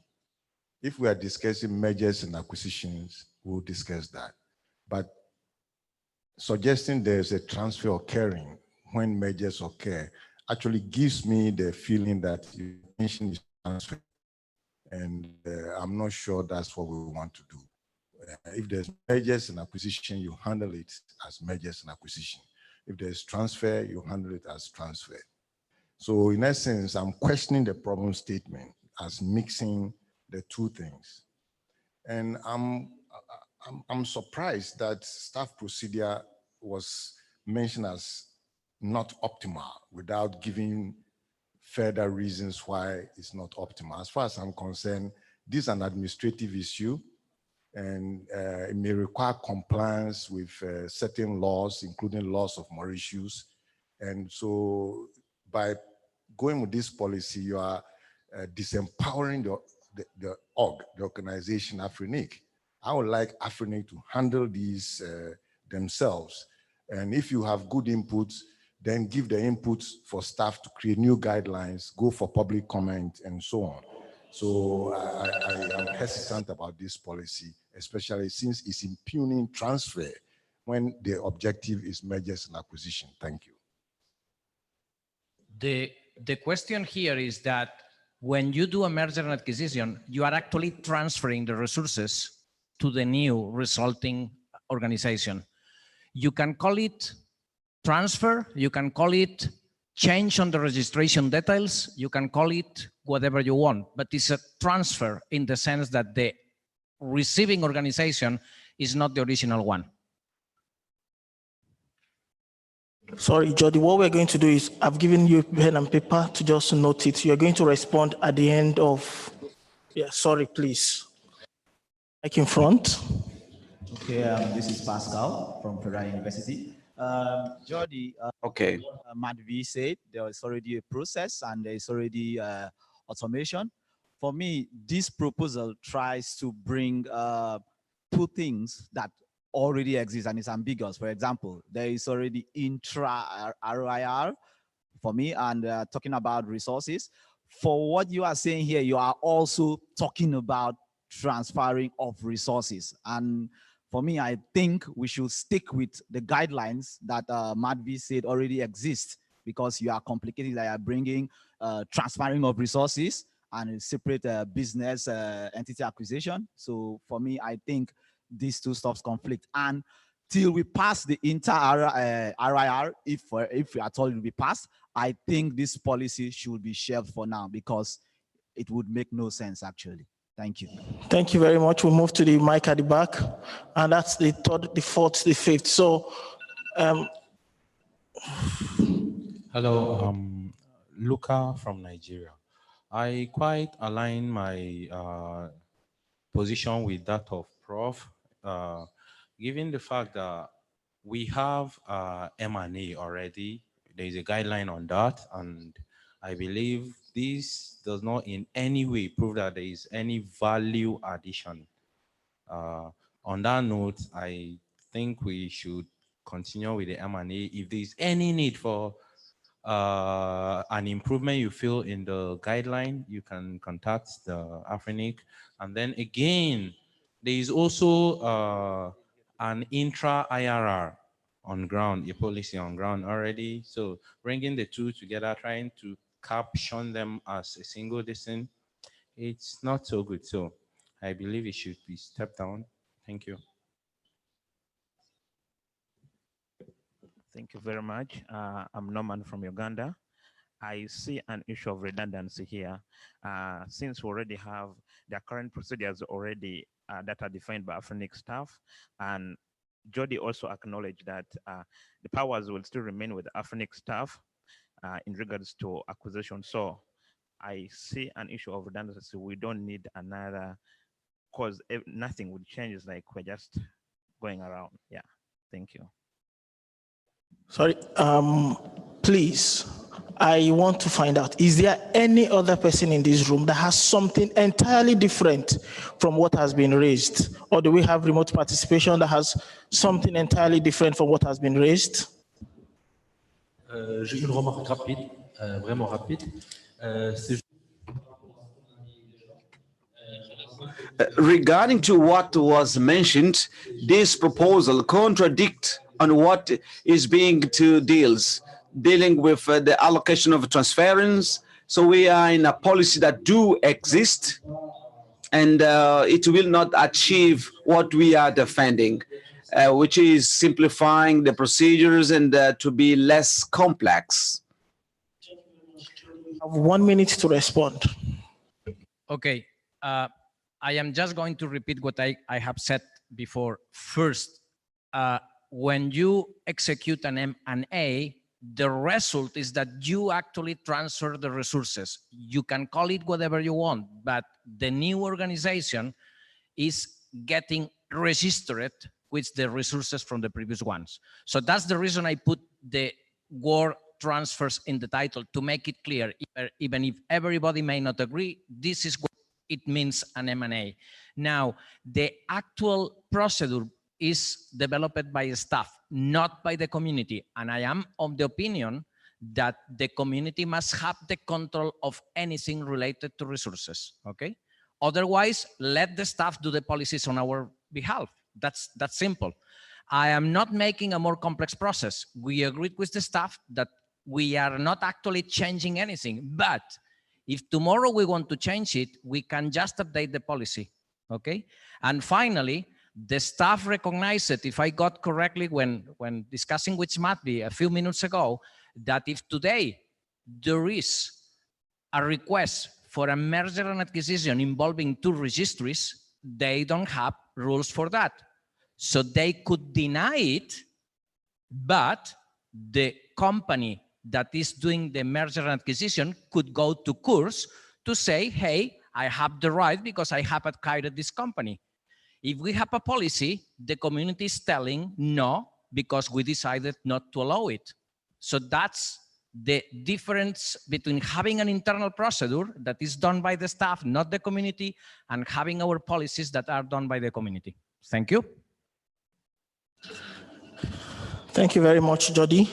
I would consult with the co-chair in 10 seconds so that we'll take a decision on this policy. But I want to explain our decision on the previous policy, remote participation. Can you please go to the mic?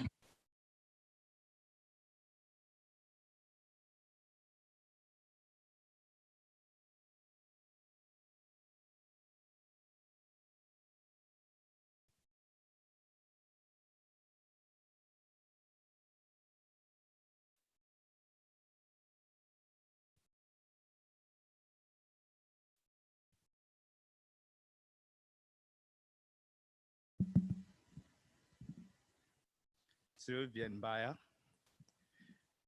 CM NOC, Cameroon. The DPP is in need for our region. I support its intent, but I want to know, has the author already addressed my concern raised via the email mentioned? So, via the email mentioned by staff. So,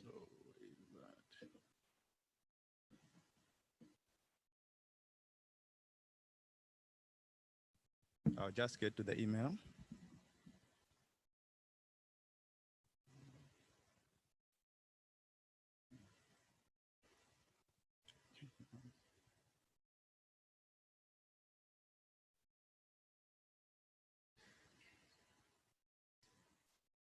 Is it the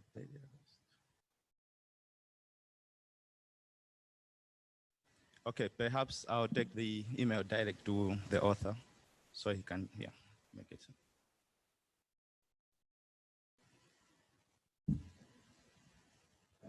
Okay, comment from remote participation. Maina Noah from CCOM. The policy adds more complexity to what is already being done by AFRINIC staff. Arnaud from Togo, Togo Rare, in French, please, so you can put on your, yeah, that's it. Jody. Oh, yeah. Je ne supporte pas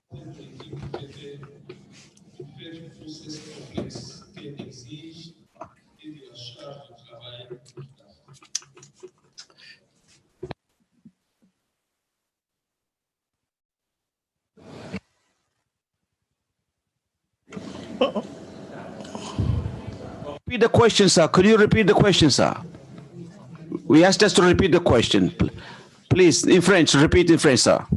Je ne supporte pas cette politique du fait du process complexe. Do not support this policy. It is a very complex process. It really demands hard working time for the AFRINIC staff.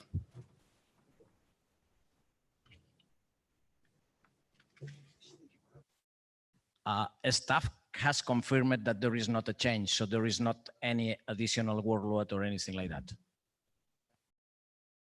Thank you very much. This policy is, from what we have seen, this policy has not reached consensus, and we'll push it back to the mailing list. Regarding the policy we discussed earlier in the morning, we know that we have 3 different policies which are similar, and it would only be fair for us to wait until we have decisions on the other 2, or we've presented the other 2, then we can now come up with our decision. And that is what we're going to go with. Thank you. So we're going to move to the next item on the agenda, which is to present the next policy.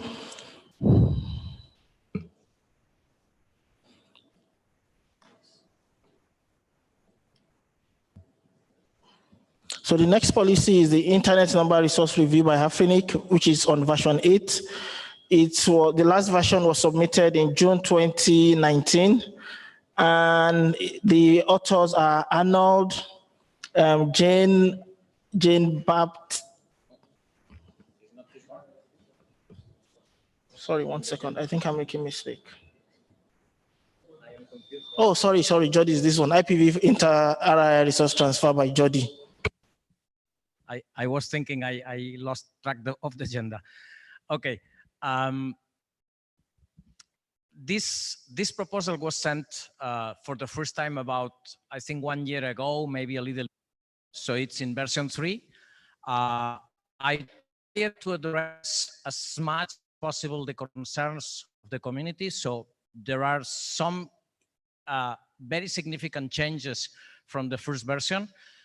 I also tried to address the concerns that the staff provided during the first presentation and in the staff analysis. So I think right now is in a good shape. I am not going to repeat the arguments that have been provided already by the presentation earlier this morning about the transfers policy, because all them are the same. The basic change I am trying, compared to the previous presentation on this proposal, is I still believe we need to have need-based. Okay, so this is my major disagreement, as I already mentioned in the mic this morning, with the other policy proposal.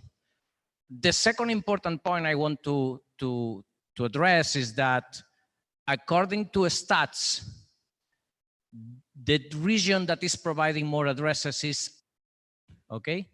And AFRINIC has a specific wording in his policy that they only allow transfers which regions that have reciprocity. So I believe this proposal, well, I have verified which the staff in AFRINIC that this proposal is reciprocal, which I am not completely sure has been done by the other authors and I don't think, at least one of them, I don't think is reciprocal. So if we accept a proposal that is not reciprocal, we are not fulfilling the mission we are trying to achieve, right? That's the important point. And the last point I want to make, and hopefully this avoid a lot of repetition of comments in the mic afterwards, or we skip lunch, that's the alternative, is intra-RIR transfers, which is what we have now, is not sufficient for a very single reason. There are not enough resources in the region, so one ISP now decides to provide the resources to another ISP. Why? They quit the business? How they do? So that's not sufficient for the region right now. As again, I said this morning, we really need something going on here. If you want to start deploying IPv6 and you want to keep connectivity with your other ISPs in the region and the rest of internet that are still using IPv4, you need, even if you deploy IPv6, you need a small number, at least, of IPv4 addresses, okay? If you don't have IPv4 addresses in 1 year from now, or probably before that, when we go to the next phase, how you do that? So we are talking about moving to IPv6, that's right, but how you want to do that if you don't have a minimum subset of addresses? The actual ISPs will be able to, but what about enterprises that joined internet as new end users? What about new ISPs? What about actual ISPs having more users? You cannot do that, okay? Even if you go to IPv6 only, as I explained it in my presentation on Tuesday, you need some addresses, for example, for the NAT64 box, okay? Or if you want to go to the carrier-grade NAT, which I don't think is the right way, but even if you want to go to carrier-grade NAT, you will need addresses now, and then you will get blocked by some services like Sony PlayStation, and you will need to shuffle those addresses and use another block and another block and another block. So actually it will be more expensive for you to go to carrier-grade NAT than to go to IPv6 and to use addresses that you buy in the market, okay? If AFRINIC cannot provide them anymore.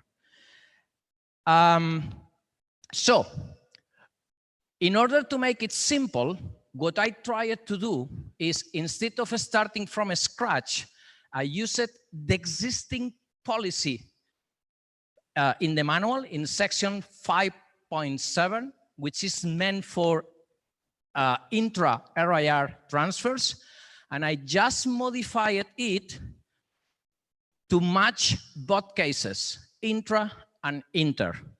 And again, as I did in other presentations, I am not going to read all the text. I will go straight to those points that are very relevant. So here we do some clarification about what is the source and what is the recipient. We expressly indicate in the proposal that we recognize two types of transfers, the ones that we already have, so within the region, and those that are from this region to other regions. That's the change that you can see in this slide, nothing different. Okay, so regarding the conditions of the transfer, I use as a base, again, for this proposal, almost the same that we have today, which is something that we already agreed a long time ago. Okay, update available. You can click that. Okay, so I think it's the other slide. I am lost now. I was in number 2. Yeah, here.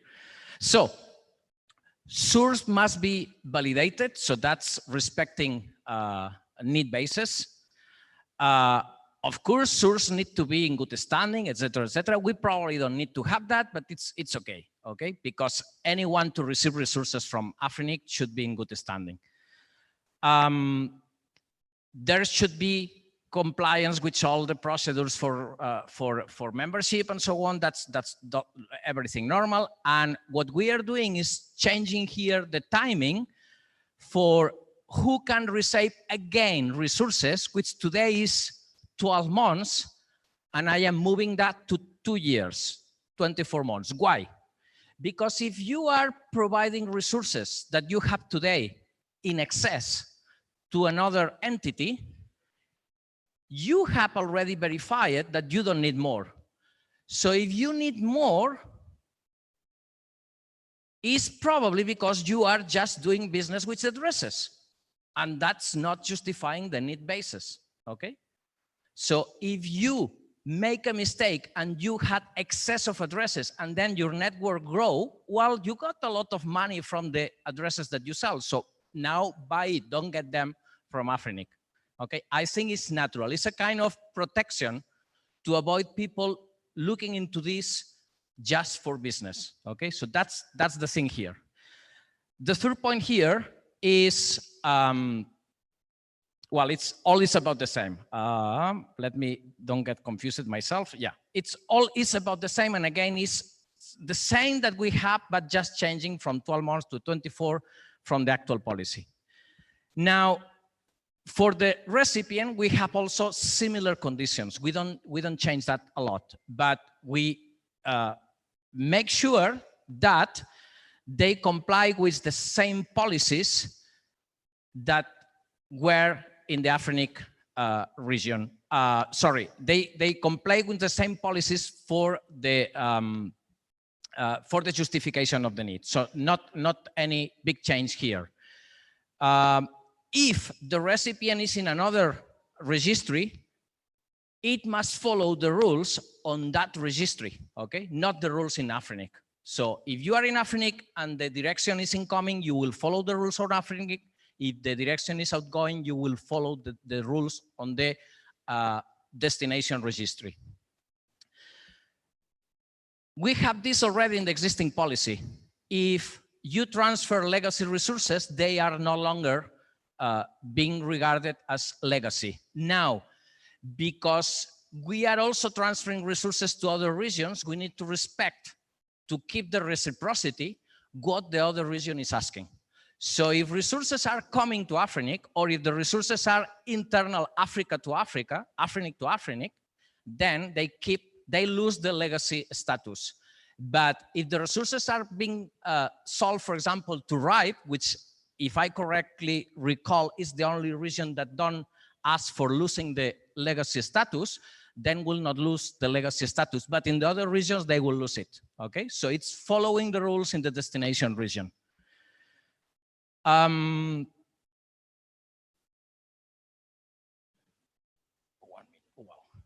Okay. One of the comments from the staff was, what happened with ASN? I think it's normal that if you are transferring most of the resources, typically all the resources, you will transfer also the ASN. Because probably this is some kind of a special merger and acquisition, probably, or something very close. Or maybe a company has a division that was doing all the IP stuff and is selling now to a company that will do for them, okay? So I think we should respect in that case that the ASN can also be transferred. Now, one of the points that had a long discussion in the list was, hey, we don't need this now. Okay, so let's make sure that this only starts counting when we reach the next phase. So we have a kind of first security belt, which is we will only use this if the staff is able to implement earlier, which I doubt, when we are already in the last phase. Now, my input on this is that... Thank you, Jody. Your time is over. I don't know. If we don't finish the presentation, it's impossible. Please just conclude, make your last concluding remarks. Thank you. Okay, so if the input I have from other regions is that generally they take minimum between 6 to 12 months to implement this. So I am almost sure, almost convinced that we will be in the next phase by them. There is publicity to make sure that there is transparency. This was also requested in the list. So I applied a special condition to make sure that we publish all the data. This is already done by AFRINIC, but let's clearly state it. And I think that's the last slide and the last security belt. People said, what happens if most of the transfers are going out of the region? We want to be protected about that. I don't think it's going to happen. Okay, I think according to the figures that we have right now is on the other way around, but this way, the staff automatically will suspend the policy. There is also special provision for even the board to do that in specific cases. We probably don't need this text, but the people, the community is more happy seeing it. Why we don't need this text? Because the board all time can suspend any policy when they discover something is not working as expected or is against the membership. So we probably don't need this. It happened recently in 18, but having the text in clear gives more confidence to the people of the community, I guess. Now, just quickly, if you look at the evolution of the transfers from, I think it's about 3 years ago, you will see how 18 is moving to more and more transfers to the other regions and never happens in the other direction, okay? And here you have also some stats that did 18 itself that demonstrate also this. And that's it, thank you very much. Thank you very much, Jody. Thank you, Jody. Sorry, before we take the staff assessment, Jody, I want to ask you a clear question. Sorry, yeah. You said earlier that you are ready to work with the other policy. Is there a possibility of we merging what you have here with the first policy that was proposed in the morning? We have disagreements in several points, especially the no-need. And not just speaking for myself, but speaking from what I heard before, most of the people, or at least half and half, is not really clear. You will need to address that. Is not really, let's say, in agreement with the no-need. So this is a big discussion that we have. So I am not sure right now if it will make sense to merge both or still ask the community to decide on one or the other. It's difficult, I understand that. It is very difficult, Jody, but authors of the first policy, Taiwan, Anthony, can we have you here? Is it possible you guys sit down together and work something out? We have been sitting down several times. So are you willing to support their policy? I already stated this morning, and I am going to say it very clearly now.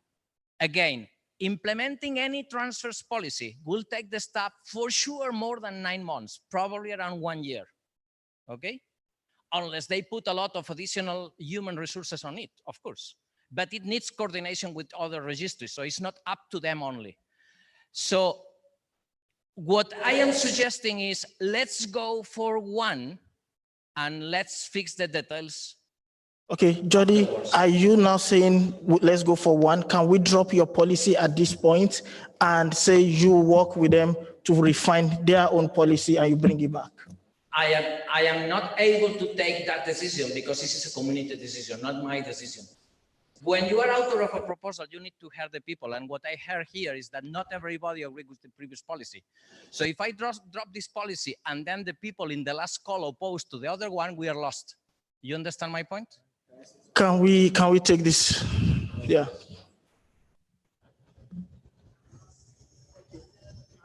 Can I also ask you guys the same question I have asked Jody? Why I was asking Jody that question earlier was because of his comment in the morning. So I want to ask you guys the same question. Are you willing to drop your policy and support Jody's policy? I think we're willing to have one more seat. As I said, we have sat several times and we still have conflict. I think maybe we can have one more seat, but we'll drop our policy at this time because we would like the community to say one or two things. Sorry, I want to ask Jody a question. What exactly is the problem with the no need?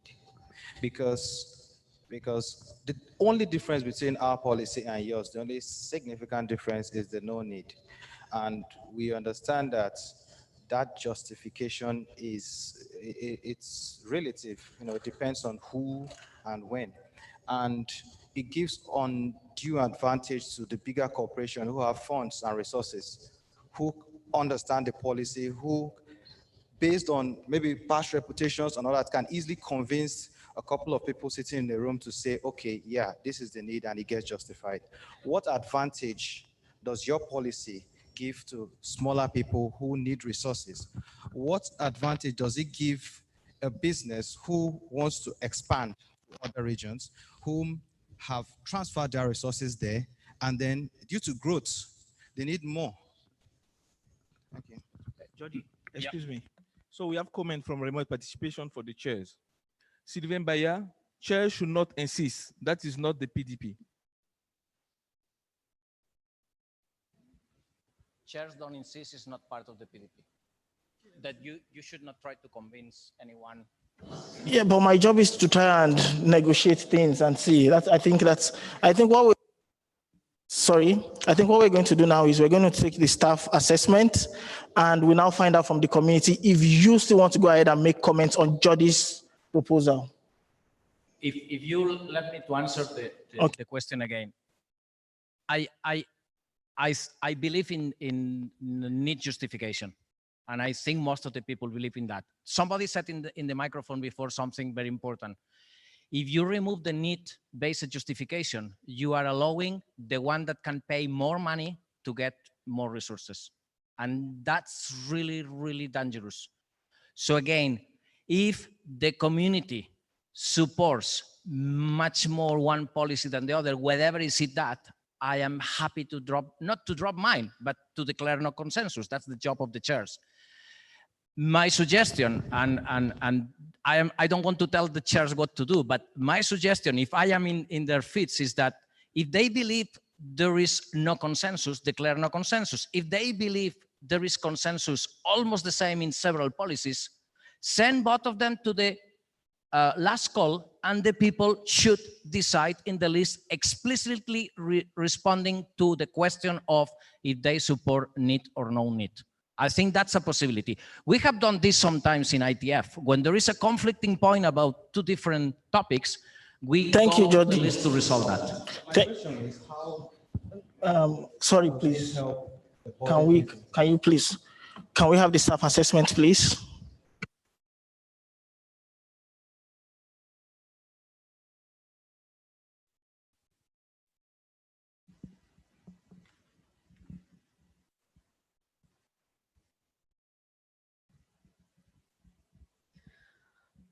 Okay.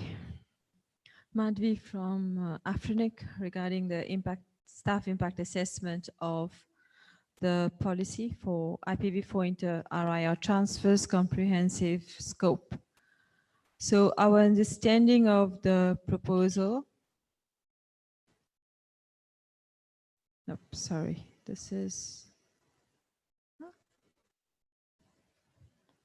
no, wrong file, nope.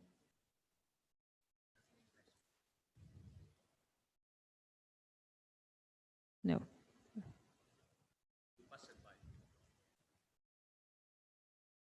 No, it's not what I was seeing.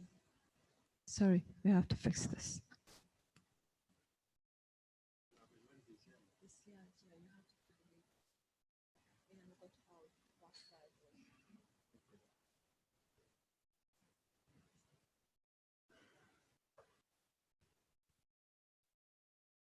Sorry about this. We're getting the latest file uploaded here.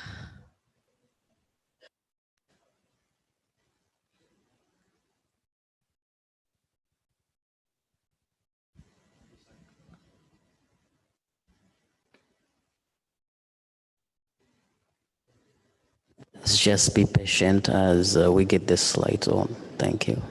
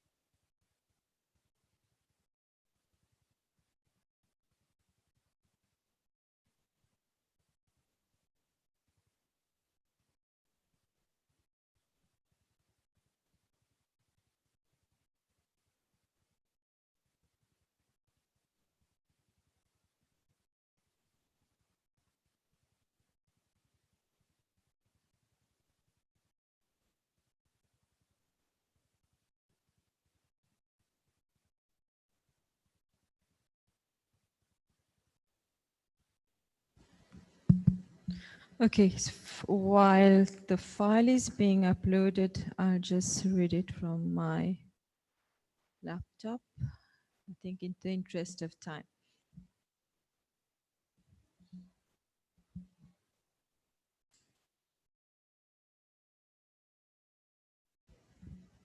So the proposal maintains the needs-based as a requirement, and there are no limit to the size of resources transferred.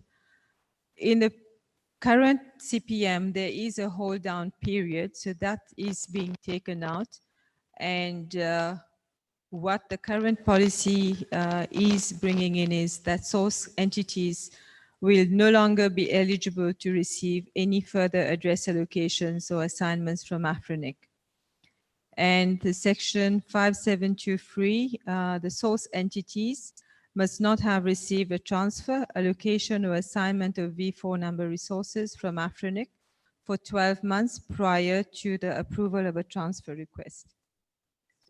This is version 2. The only change is the hold down period is now two years.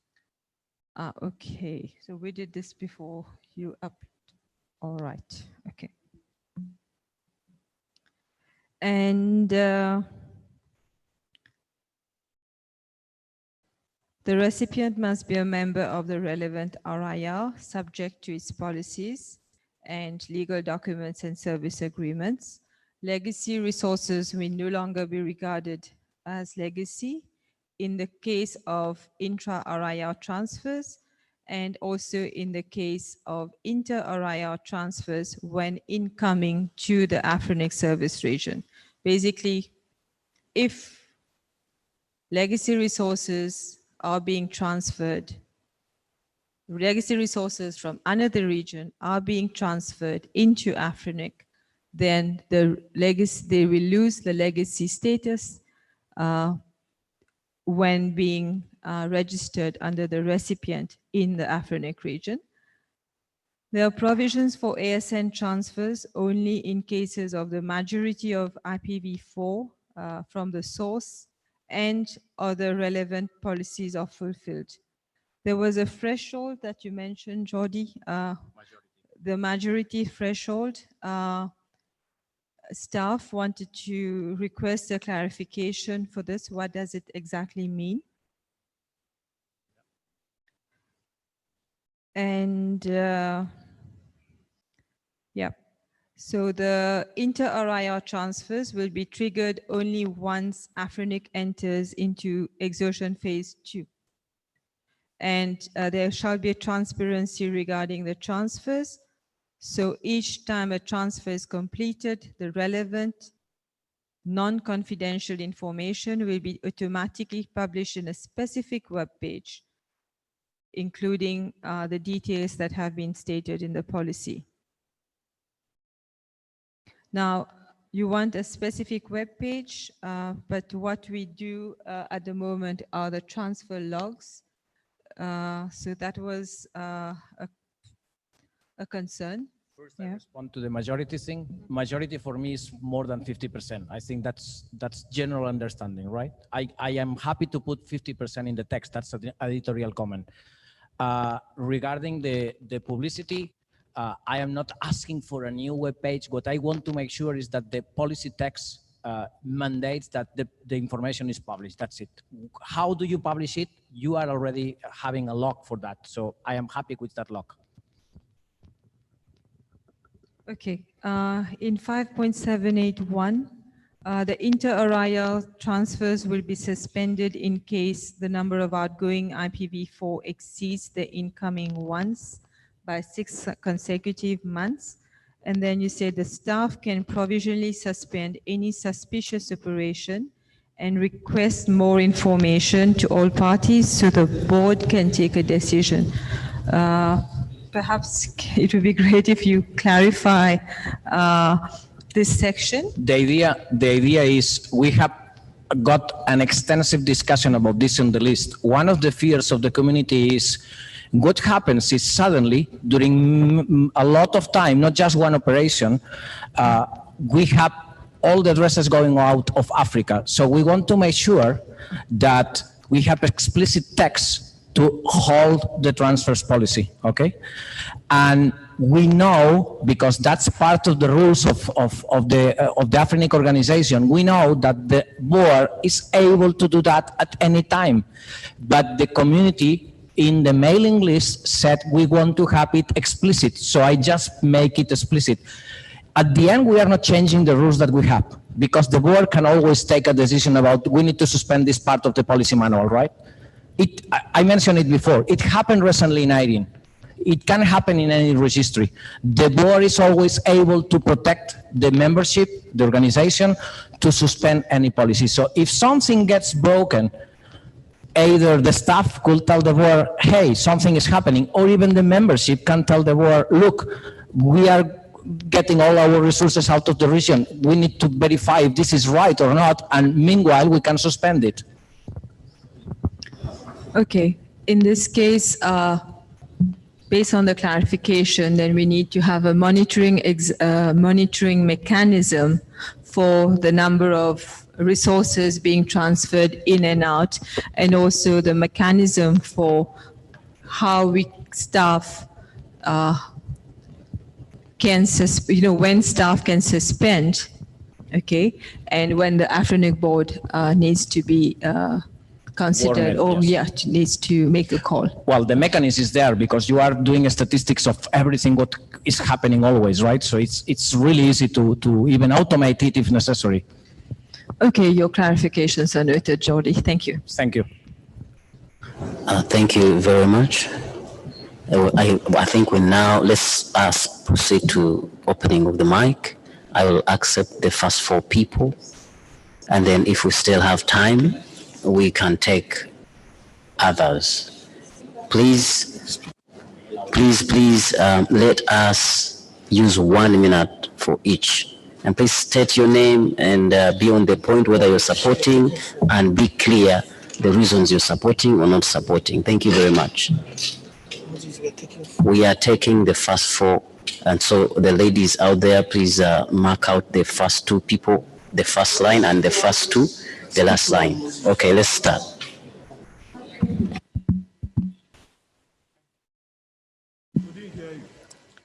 Okay, let's start.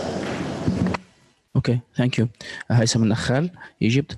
I am not against any transfer policy, whether the one presented now or the one in the morning, but I am not supporting any transfer policy now until we finish our last /8. So I'm not supporting any transfer policy now. Thank you. The next at the back. Back of the mic, please. Thank you. I'm Sharon from Uganda. I'm standing here to oppose the policy. Coach, can you please switch off your microphone, please, Coach? Extra procedures involved, and I don't know how it will help the community if the transfer procedures are not clearly defined. Thank you. All right. We in front. This Pascal. Jody, if I get your policy correctly, are ASNs also transferred along with the resources? Yeah, for me, I'm not comfortable with that because I think if the ASNs are being transferred with the resources, they should operational use, and the actual infrastructure should be transferred as well. And regarding staff reporting suspicious transactions directly to the board and the board taking a decision, I don't think I am comfortable with that. So for now, I'm not supporting this policy. Thank you. Thank you. Next person at the back.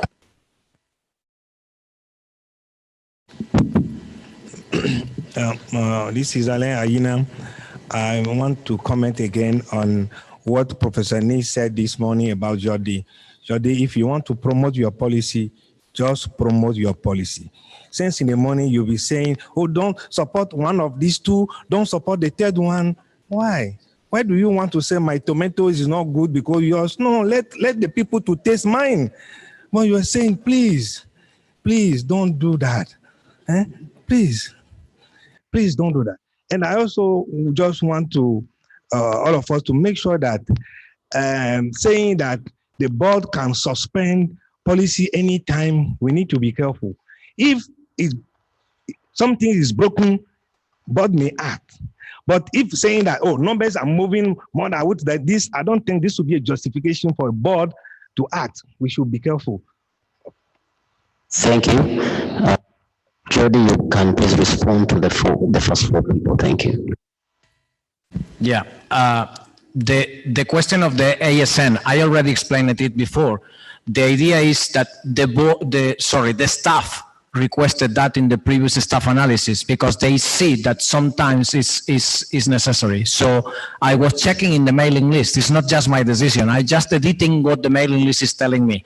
And the mailing list was telling us that, yeah, in some cases it seems logic to get the transfer together with the ISN. And as a kind of guideline, I put majority. So it makes sense that if you are transferring most of the resources, maybe you get also the ASN. We have a comment from staff. Jody, you mentioned staff. Okay. The thing, when staff report on the implementation of policies, what we report on is what the members went through. Okay, so we don't try to lead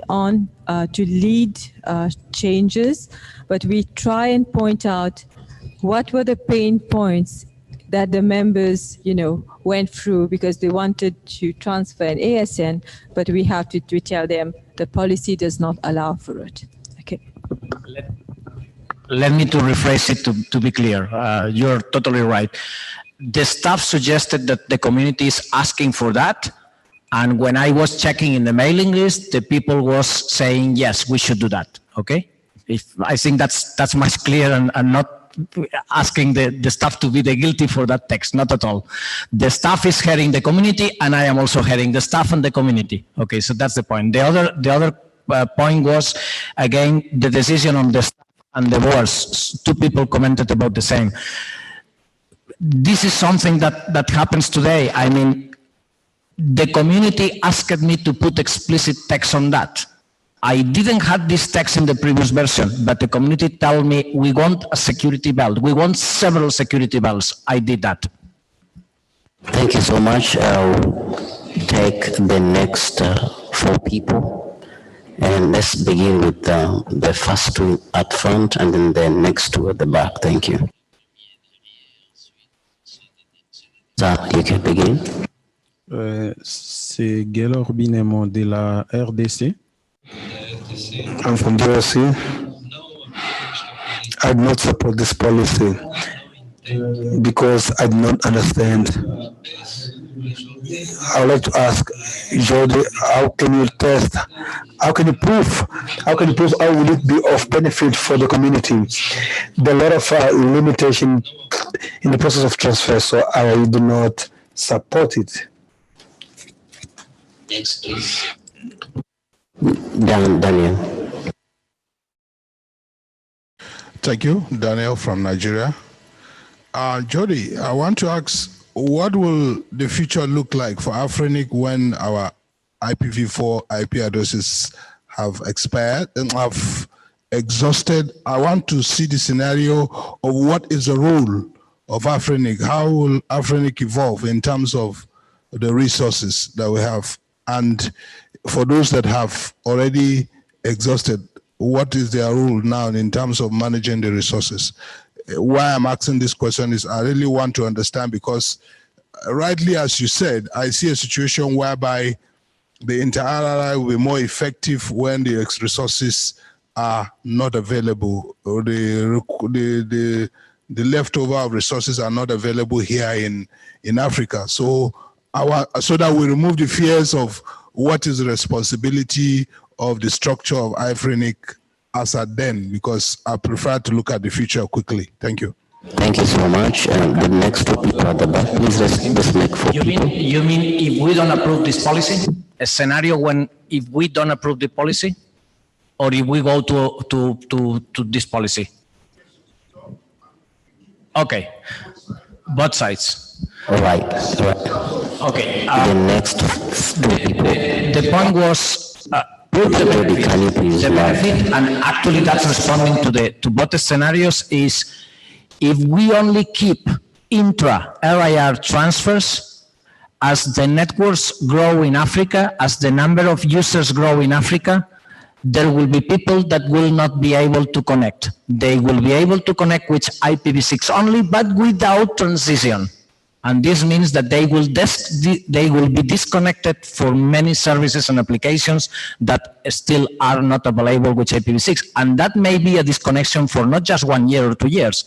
It may take the rest of the world 5 years to have everything, I mean 100% with IPv6, probably even more than that. Okay, so I think that gives you the picture of both the scenarios. Thank you, Jody.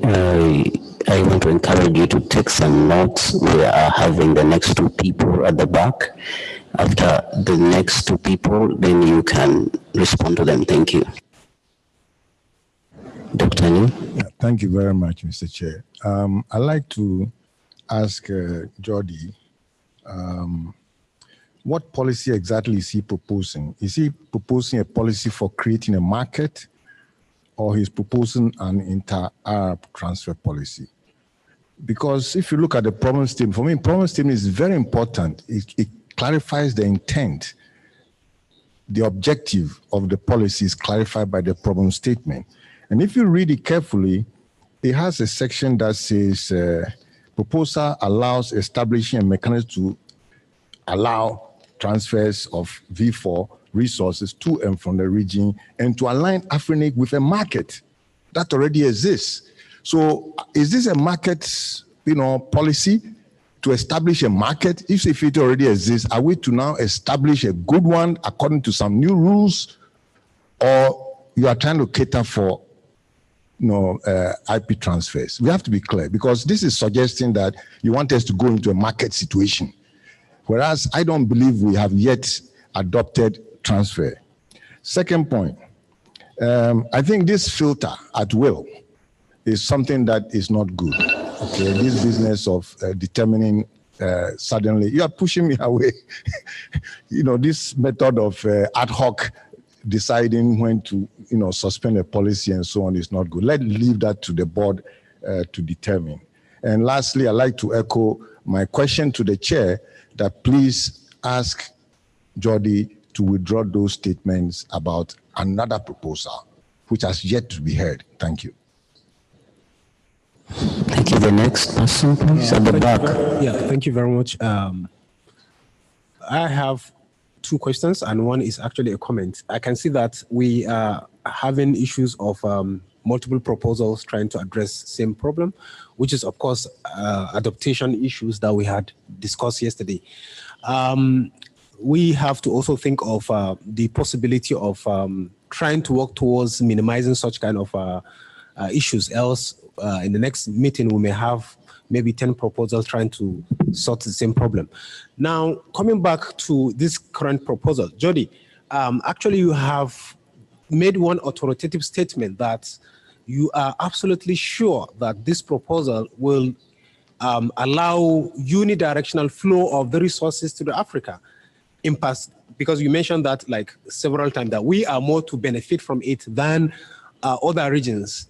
So I want to know, what is your confidence level, and do you have numbers, projections, probabilities that will give the assurance? Because most of the members of the communities, everyone want to say, okay, we want policies for the development of Africa, okay? We don't want to think about other regions for the meantime. This is what we are concerned. So thank you. The fear is about the exploitation, okay? So what is your confidence level, please?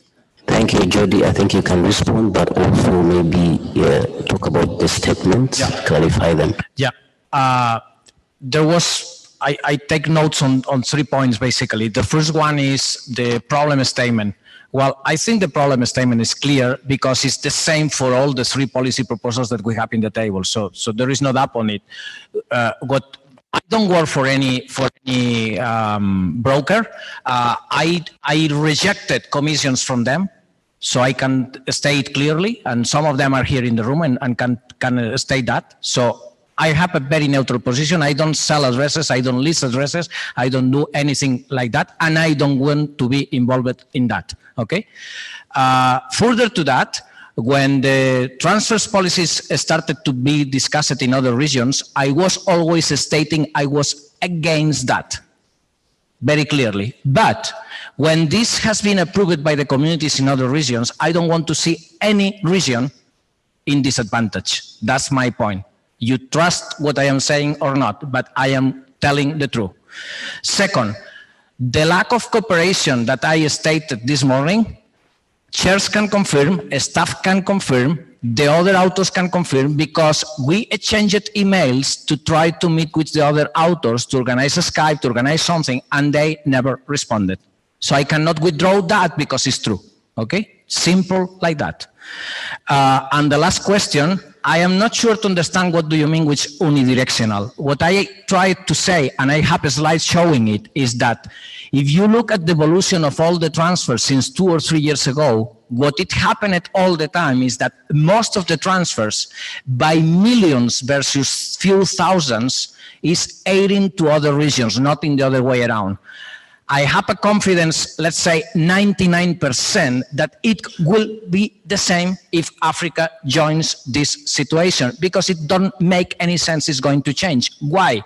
Because ARIN had the major number of legacy resources. ARIN is the region that has more IPv6 deployment. So clearly, they don't have any more benefit in getting IPv4 addresses. Their benefit is in selling them, actually, not in keeping them. That's my perspective. Thank you so much. I think in the interest of time, unless you have something totally different from what we've already had. Anthony from Nigeria. Jody, our policies are similar, but I just want to say something about your policy. We both agree in one thing, that there is need for this, urgent need for this. But one thing is, your policy doesn't... The mic is closed. Please, if no one should be joining the mic. Thank you. I'm sorry for interrupting. Okay. The text in your policy seem not to show that. I think you're being a bit cautious because you want it to pass through, which is good. But then I'm asking, doesn't it introduce more strain on the AFRINIC staff and the board, since you're telling the board, oh, if we try it and it doesn't work, we'll pull it out. It doesn't show that 1% doubt you said you have.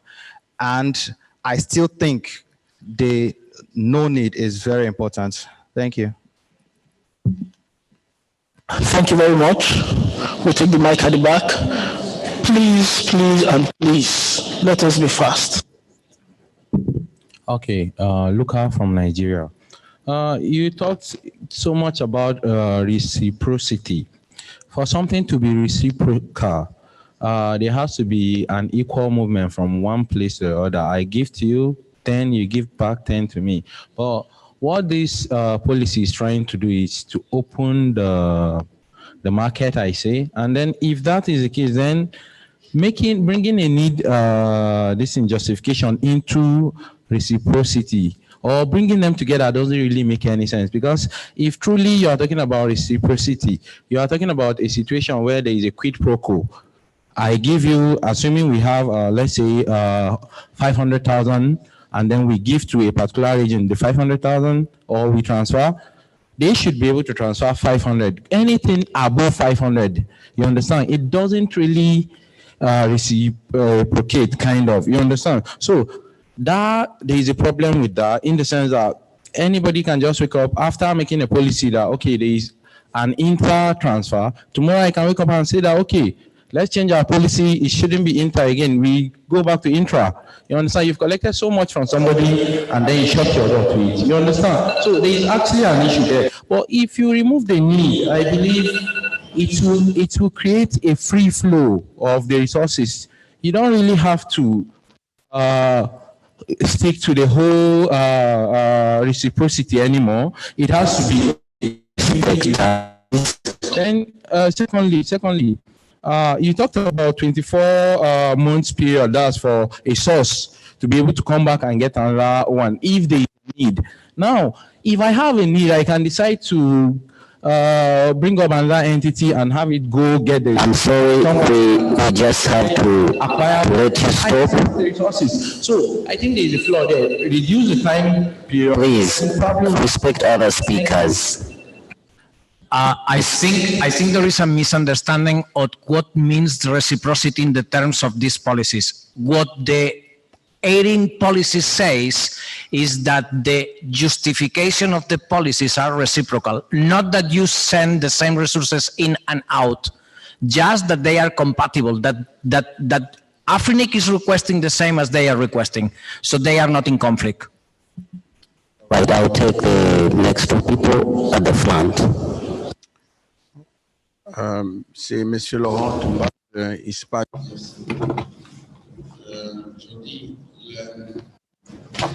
Votre position est complètement floue.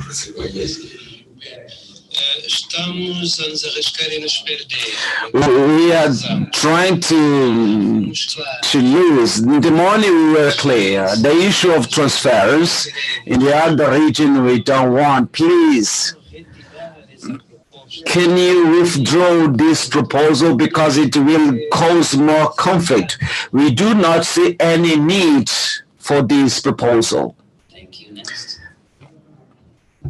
We are stopping our mic from the speaker. My problem is with the 6-month window that we gave. I think based on what we have now, 20% of the AFRINIC members have 80% of the resources. And if those 20% within the 6 months actually moved all the resources out of the region, it will really have a huge impact. So instead of giving it a timeline, why not give it in terms of resources? When you see percentage of resources going out of the region, within certain period of time, then of course the board can act. But for me, I'm against this policy because right now, if we go ahead with this policy, clearly that will create ways and avenues where people will go into black market by just registering these resources immediately, so that by the time we open up the inter-regional transfer, they'll be able to sell it. So we shouldn't create such scenarios.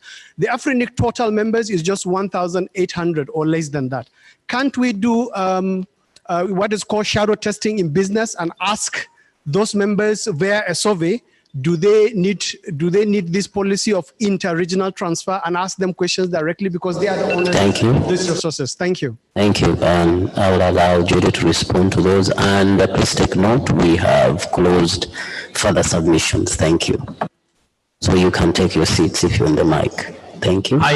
I would love to have a survey with the members, but that's not part of the PDP. Now, what I will suggest is those members responding the survey to respond in the PDP mailing list. That will help all the authors of any policy proposal, not just this one. The problem we have most of the time with the PDP, and again, not speaking just for this policy proposal, is that we come to a discussion in the list for during 1 year, and here we hear new voices that could have said that in the mailing list, and then we come here to celebrate that we have an agreement. But this is not happening. Thank you very much. I think we are moving to the next. And at this point, I would like to invite the presenter. Jody, you can take your seat, please. Thank you so much.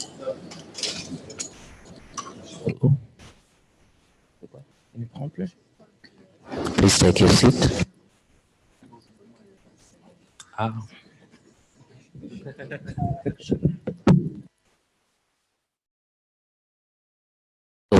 Jody, I understand you the presenter of the next.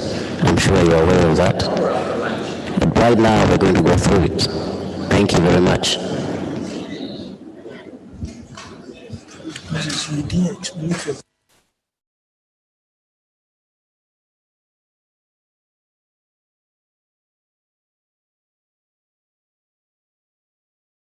We have someone online who's going to be presenting. The change is impact analysis is mandatory. Can we see something reversed here on the screen, if you can help us? This modifies CPM 3.0 to make staff impact assessment of new proposals mandatory, along with other minor changes. Introduces new timelines for submission of draft proposals, and it requires each new draft proposal to have staff analysis for 4 weeks after it's been received. If AFRINIC needs more time, justification to be provided to the community. Thank you. I now hand you over to the online presenter. Thank you.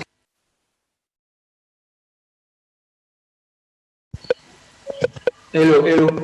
Van, before you begin, you have just specifically 10 minutes. We'll try to be very quick. Thank you very much. Are you getting me?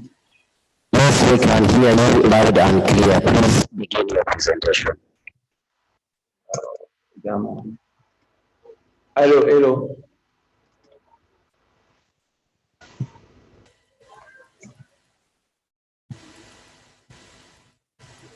So, Van, please begin your presentation. Hello? Hello. Yes, I can see. Can you please? Okay. Thank you. I am Sylvain Baya. Then I'm there to present about the impact analysis report. Please, Chair, is there a mic on? Good, thank you, sir. Two authors, as you can see here, Georgie and me. What's the content of this presentation? First, process unexpectedly followed. Overview of APRINIC 2019 Gen 005-0101. Problem addressed by APRINIC, how the problem is addressed. Proposed change.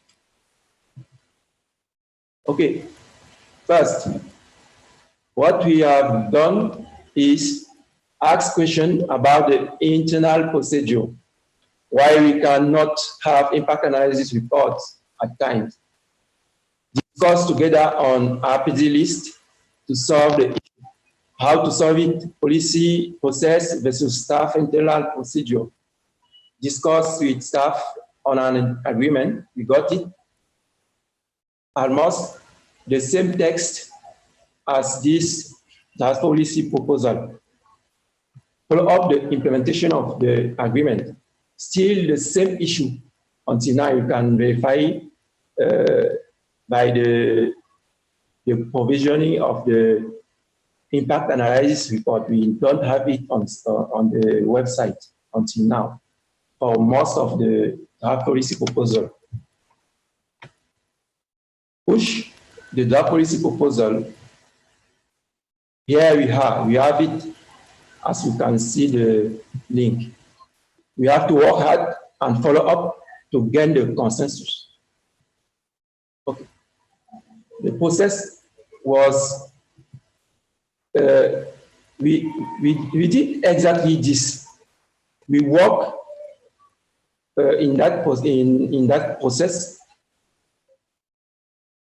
openly, because we call all the policy development working group to discuss together what is the right solution. Here you can see in the slide 4, we have JNS. After reading your too much awaited impact analysis report, I have some questions. So we was asking question to NS. Georgie said somewhere, then we got a proposal which Georgie shared with the staff. The discussion was good, then the staff accept. Okay, can verify next time with the order, with the support of my presentation. Then also we can continue. Here is it. We have the overview of the that policy proposal. We see the authors. We see that it amend the CPM 3.0, the section 3.0. Okay, what's the problem? problem addressed by this task policy proposal. Here we have we come back to the policy development principle. We have open, we have the openness, we have the transparency, we have the bottom-up approach. Here is our problem. Look at bottom-up approach. We see here that AFRINIC implements what the community has proposed, discussed, and attain consensus on. But yeah, what's happened is that we didn't have, we observed that we don't have impact analysis report at time. Sometimes we don't have it. But when we go back to the PTP, we see that it's because the chair has to ask to the staff when they see that there is a need of impact analysis report. But it not works. The chair decided in accord with the staff to has an concurrent procedures which overpass or bypass the normal policy development process. But it was a good deal that the previous chairs acquired for the community. The problem was the implementation. So to resolve, we don't have impact analysis report at time, but we have a good deal with the staff. But when we saw that it not works, we proposed something new. The staff decided to follow us, but it not work too. Then, okay, here we can see the problem. Summary of the problem being addressed. The policy development process states that the chairs may request AFRINIC to provide an analysis. However, this is key for both the community and especially for the authors to understand issue from their proposal. And previous attempt to get them from the staff within a reasonable time frame, even with staff commitment in the RPD list, have failed. There have been several policy proposals that after 6 months, even for new version, not just new policy proposal, it has not been provided.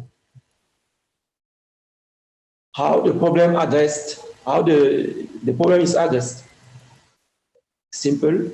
This proposal resolves the issue given a strict deadline for such impact analysis reports as part of the policy development process, and allowing the staff to justify delays on such activity while still providing a draft version. Post change, we have been left the actual state of the CPM 3.4.1, and at the right we have what we have proposed. I'm going to read what we have proposed. Okay, a draft policy proposal shall be available for review for at least 4 weeks before the next 3 p.m. The authors shall make the necessary change to the draft policy proposal according to the feedback received. Every draft policy proposal must have an impact analysis report which provides the community and proposal authors a neutral view from the AFRINIC perspective about any possible aspects of the draft policy proposal, including and not limited to understanding of the proposed text and possible improvement suggestion, impact in other policies, district operations and service, impact for the membership and community, technical details and estimated timing of the implementation, financial impact of AFRINIC, legal issue. AFRINIC will provide an impact analysis report for any new draft policy proposal in a maximum of 4 weeks after the draft policy proposal publication date. For a new version of an existing draft policy proposal, an update will be provided in a maximum of 2 weeks. In special case, including major reviews of an draft policy proposal or a very complex one, the impact analysis report may take longer. In that case, AFRINIC must provide a clear justification explaining the reason for the delay together with at least a draft version of the impact analysis report, maximum for 5 weeks, 5 weeks after the draft policy proposal publication date. However, in case those 5 weeks run into a policy proposal, what about the public policy meeting, the draft impact analysis report must be available as latest as 10 days before the next public policy meeting. The only acceptable exception is a new version of the draft policy proposal submitted within 2 weeks before a public policy meeting. Impact analysis report or draft impact analysis report must be published, attached to the relevant draft policy proposal and announced in the resource policy discussion list within the above specified time frame. Yes, we have some reference. Thanks for hearing me. Question, suggestion, contribution. Thanks, I have finished. Thank you so much, Sylvan. So I now invite staff if there is any assessment. And if there is no assessment from staff, let us, we are opening mic right now. Do you have comments? Oh, okay.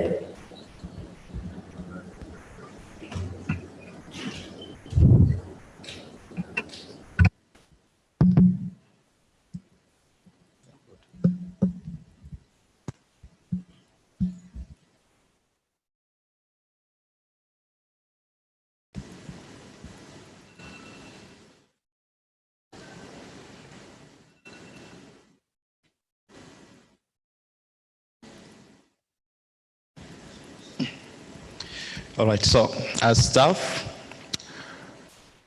we do understand that policy impact assessment has to be mandatory across all policies. The impact assessment report shall be submitted within the time frame as to what the policy stipulates. For new policies, new DPP, that's draft policy proposals, we need to provide an assessment report for within 4 weeks. For an update between versions of a similar policy, it has to be within 2 weeks. That's our understanding so far.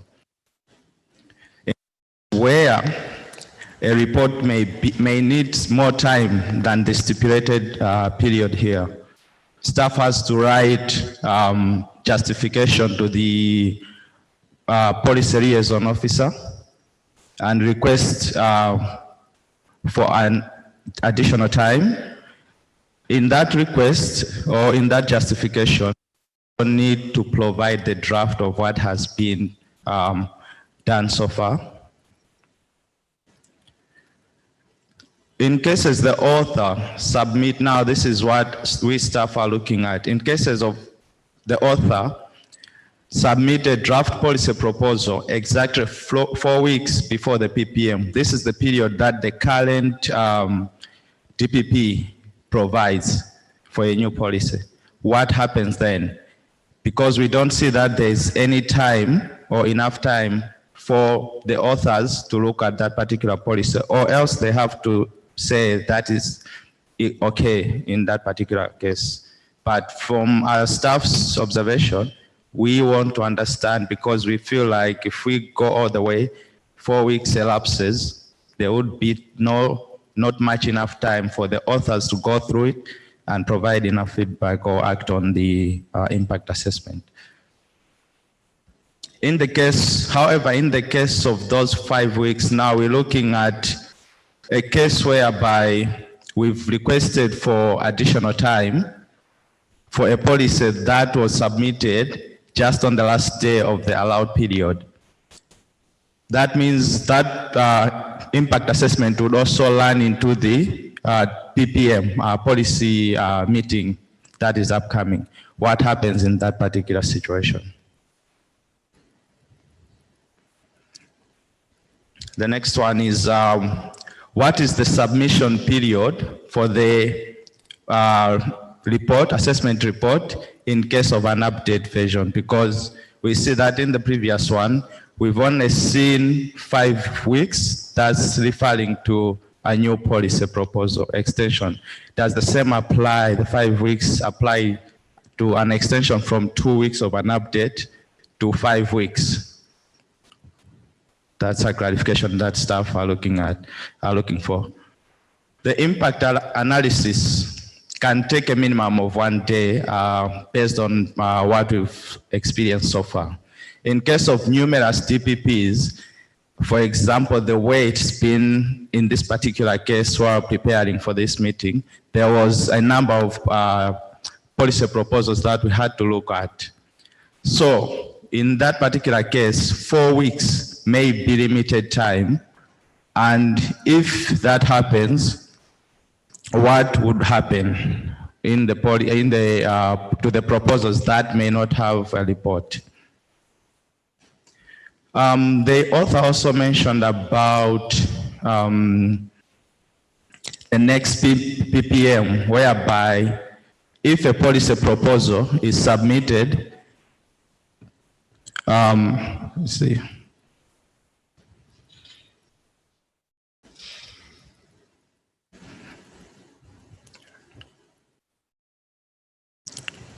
Okay, it was mentioned about the next PPM where a policy is submitted and there's not enough time for staff to provide the impact assessment. The policy, the impact assessment should be ready 10 days before the next PPM. For example, in this particular one, we are in AF31, AFRINIC 31. The next meeting would be AFRINIC 32. Is that the interpretation? If that's the case, the question is what happens during this particular meeting? What happens to that particular policy? Will it still be discussed without the mandatory impact assessment report? So those are what's coming up in this from staff for this particular policy proposal. So the last one is, once the proposal is published, which is in this particular policy, there's nothing that is stated to say what happens next. There's no time frame for feedback from the authors, and also what would happen, or how long they would need to take to address concerns or whatever is in that particular report. So that's the end of the staff assessment. Thank you. Oh, just a moment. I'd just like to add to what James has shared.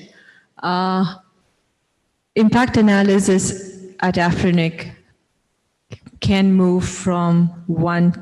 be done by one department, or it has to move across several units as well. Okay, so one day here is for one particular department. James was talking for the member services hat on, but as policy liaison, we need to know that a policy has to move through the departments concerned for an impact analysis, and then all the inputs combined and then shared in a final document. That's one. And the second thing, whatever timelines the policy proposal is doing, I think we've had a historical number of policy proposals for this meeting. We had 14 last week. Okay, so if a policy is written in stone, basically, this is what staff should do, should also take into consideration the number of policies, because it does put a strain on resources available, because we have to leave the day-to-day, especially because new versions come, okay? At least 1 week before the meeting, new versions are still coming in. So if the impact analysis is already done and there is new version, then it has to be reviewed. Okay, it has to be updated to match the latest version. Right? Just a clarification, we're not leading on anything, just so that you know of the operational impact as well. Thank you. Thank you, Madam. Let me try to explain why we went over this. The last 3 meetings, at least for a consecutive period of time, we have been in the situation that we got policy proposals that have not been updated even 3 or 4 months before the meeting, and we didn't got the impact analysis. So I am not talking about if I submit a new version 1 week in advance, obviously not, and that's why we have exceptions.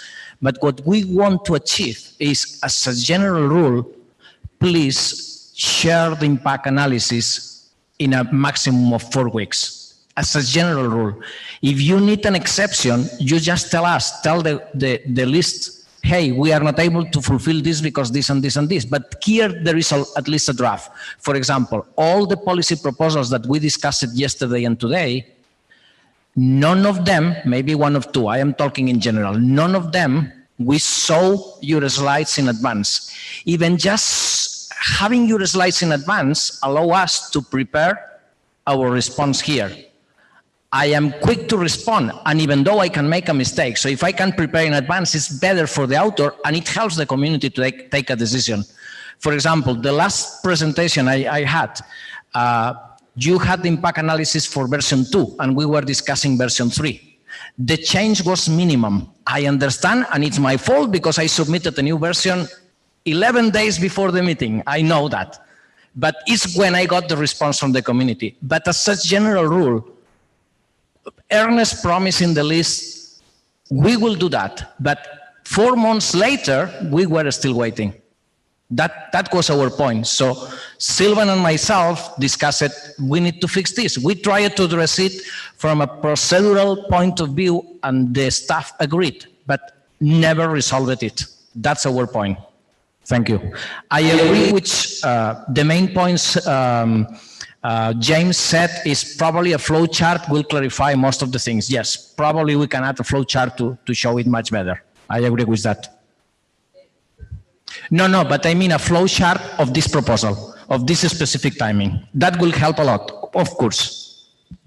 Thank you so much, Judy, James, and Madvi. I now open the floor for the first 4 people. Please utilize your time very well. Be brief, state your name, and let your comments be clear. What is in your favor or not in favor. So we are going to start with the first 2 in front and then the first 2 at the back, in that order, before the proposal presenter can respond. Thank you so much. Okay, thank you. I'm Hassan Nakhal. I'm supporting this proposal, taking into consideration the changes and the modification required from the staff impact report. Thank you.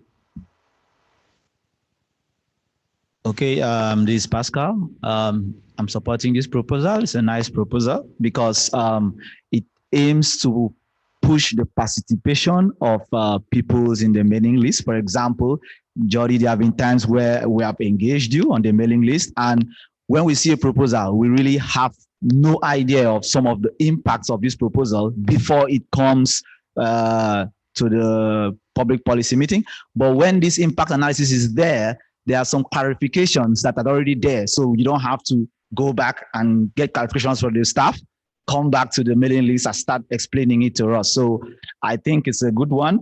Then also it aims to check policies that have not been updated. I mean, you cannot bring a policy here that have not really updated efficiently using just some probably little text. So this aims to checkmate policies that have not really been updated over time. So I support this. Thank you.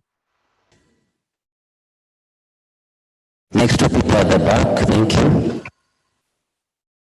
Dr. Anu.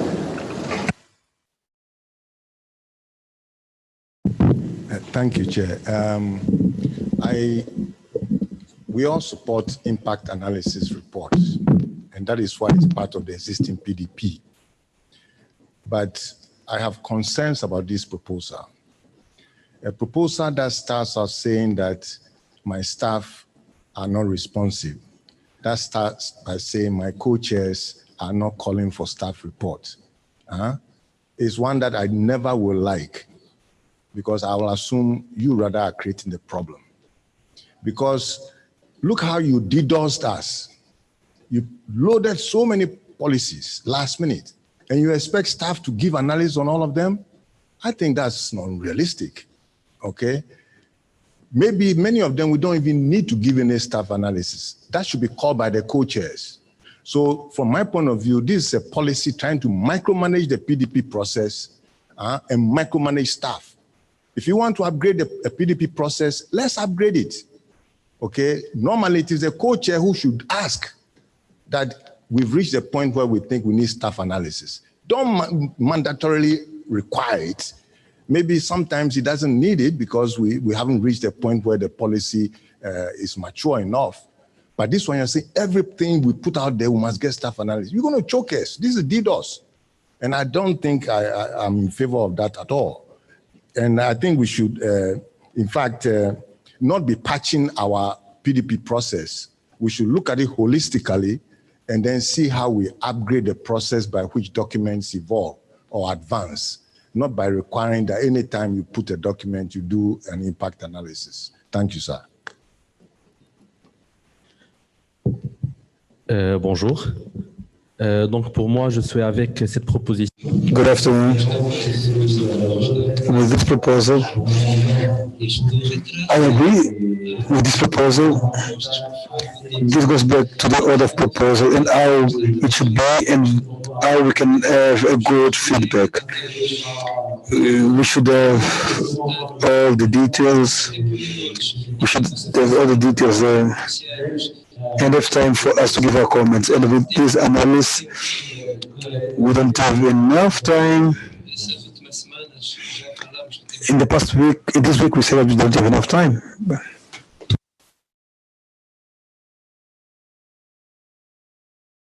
The questions, because the other ones were supportive. So the point about the DDoS to the staff. If you look at the proposals that have been submitted, most of them have been submitted many weeks, and several of them, I will say more than half of them, more than several months in advance to the meeting. And even though we didn't get the impact analysis, again, we are saying a draft is okay. We don't need sometimes just a very complex staff analysis, but at least first impressions of the staff are needed so that people can keep contributing and can understand if what the proposal is proposing is achievable or not, or it has major flaws. Let us now hear from comments from online participants. Please, Bryce.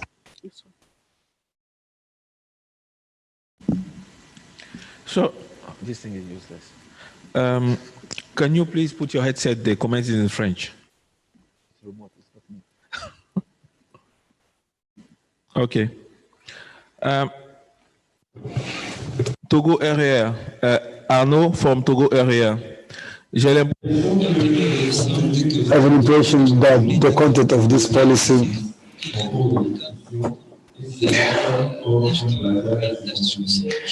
it looks as if it's a copy of another proposal because they updated a few days ago. The contribution that's becoming compulsory.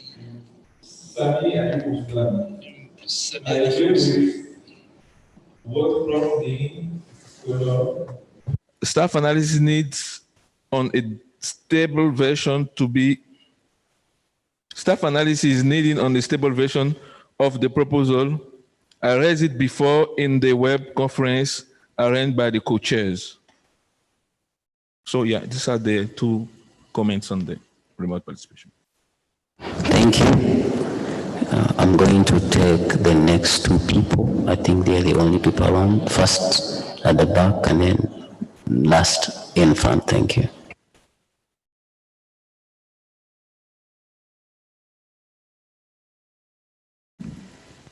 Okay. C'est Gelor Binemo de la RDC. I'm from DRC. I would like to ask one question so that Jordi can give me the explanation about the methodology that we use to give our contribution.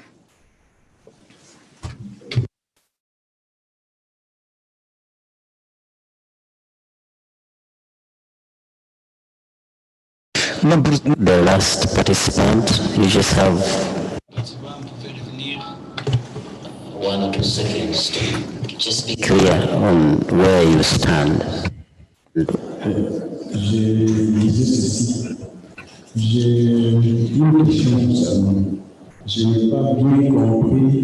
Sir, can you please switch off your microphone? I would like to know what's the best policy for us to be able to participate in analysis of the policies in a scientific and honest manner.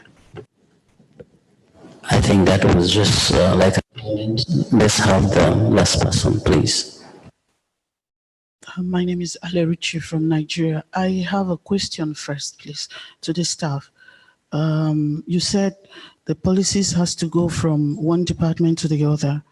I wanted to know, do you get the policy and distribute it to different departments to get their inputs at the same time? Or is it when one department finishes, it goes to the next? That's the question will lead to my comments, please. Okay. It depends on the policy. Sometimes, for example, policies that involve member services and coding.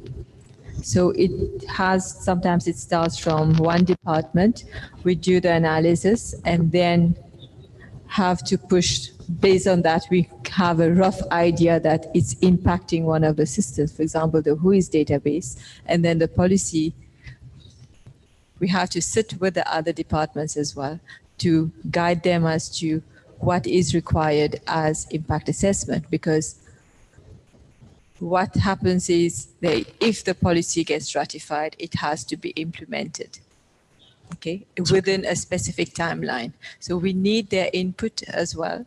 Okay. So it's okay. Thank you. It's not, it's like come from here. It's not like a government offices, go from one table to the other. It's not that. Sometimes it's just a collaborative decision as well, where everyone comes together, looks at the policy and says, yep, we can conclude the impact assessment at the end of the session. Yeah. Based on that, Jody, I think the policy is a good idea, but I will also want, or I would suggest that you actually liaise with the staff and see where there could be loopholes, because you have to be in their shoes to know the peculiarities of what they have to do to produce this impact assessment. That's my suggestion. Thank you.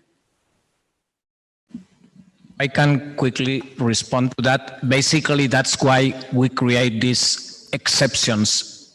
We perfectly understand that in some cases it may take just a couple of days, in some cases may take several weeks, and in some cases may take several months. We understand that, but what we don't understand is that in the last 3 meetings, we had always, in most of the proposals, I am not saying all, we had always the same problem. So we need somehow the decision from the community that the staff must react. Maybe the staff needs more human resources.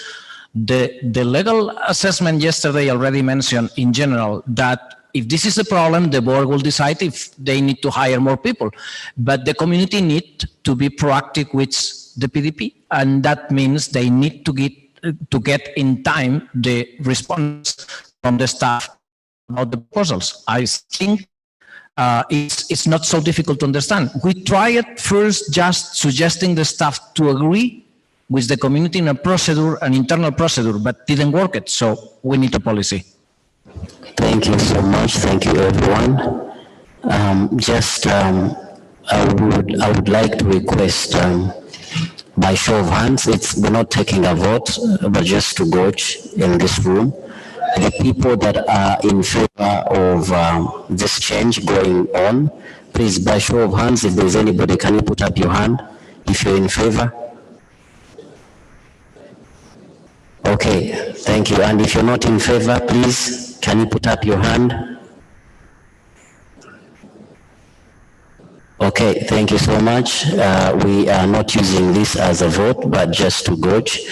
All right, we have come to the end of our session for the morning, but before we go for lunch, we will be taking a decision upon all the discussions or the proposals that we've had in the morning immediately when we return from lunch.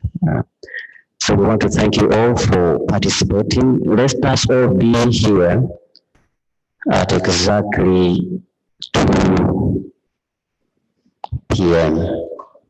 2:10 p.m. 10 minutes past 2 p.m., right? Thank you. You want to say something?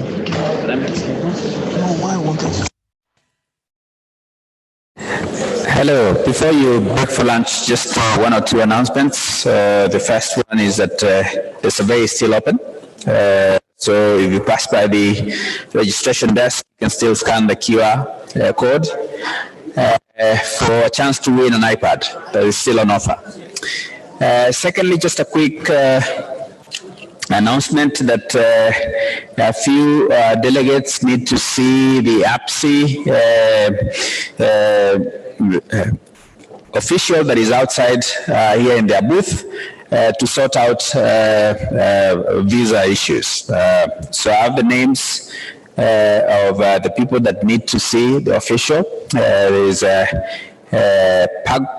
Pagbo Kun Ipe from Nigeria, Traore Alion from Mali, Agong Norman Angel from Uganda, Becky Tyson Smith from Liberia, and Doyiziga Avit from Burundi. If you're here, please pass by the APSI desk outside to sort out 1 or 2 issues relating to your visa. And again, just to announce that we're going to have the gala dinner. If you don't already have your ticket, please pass by the reception and by the registration desk and pick that up.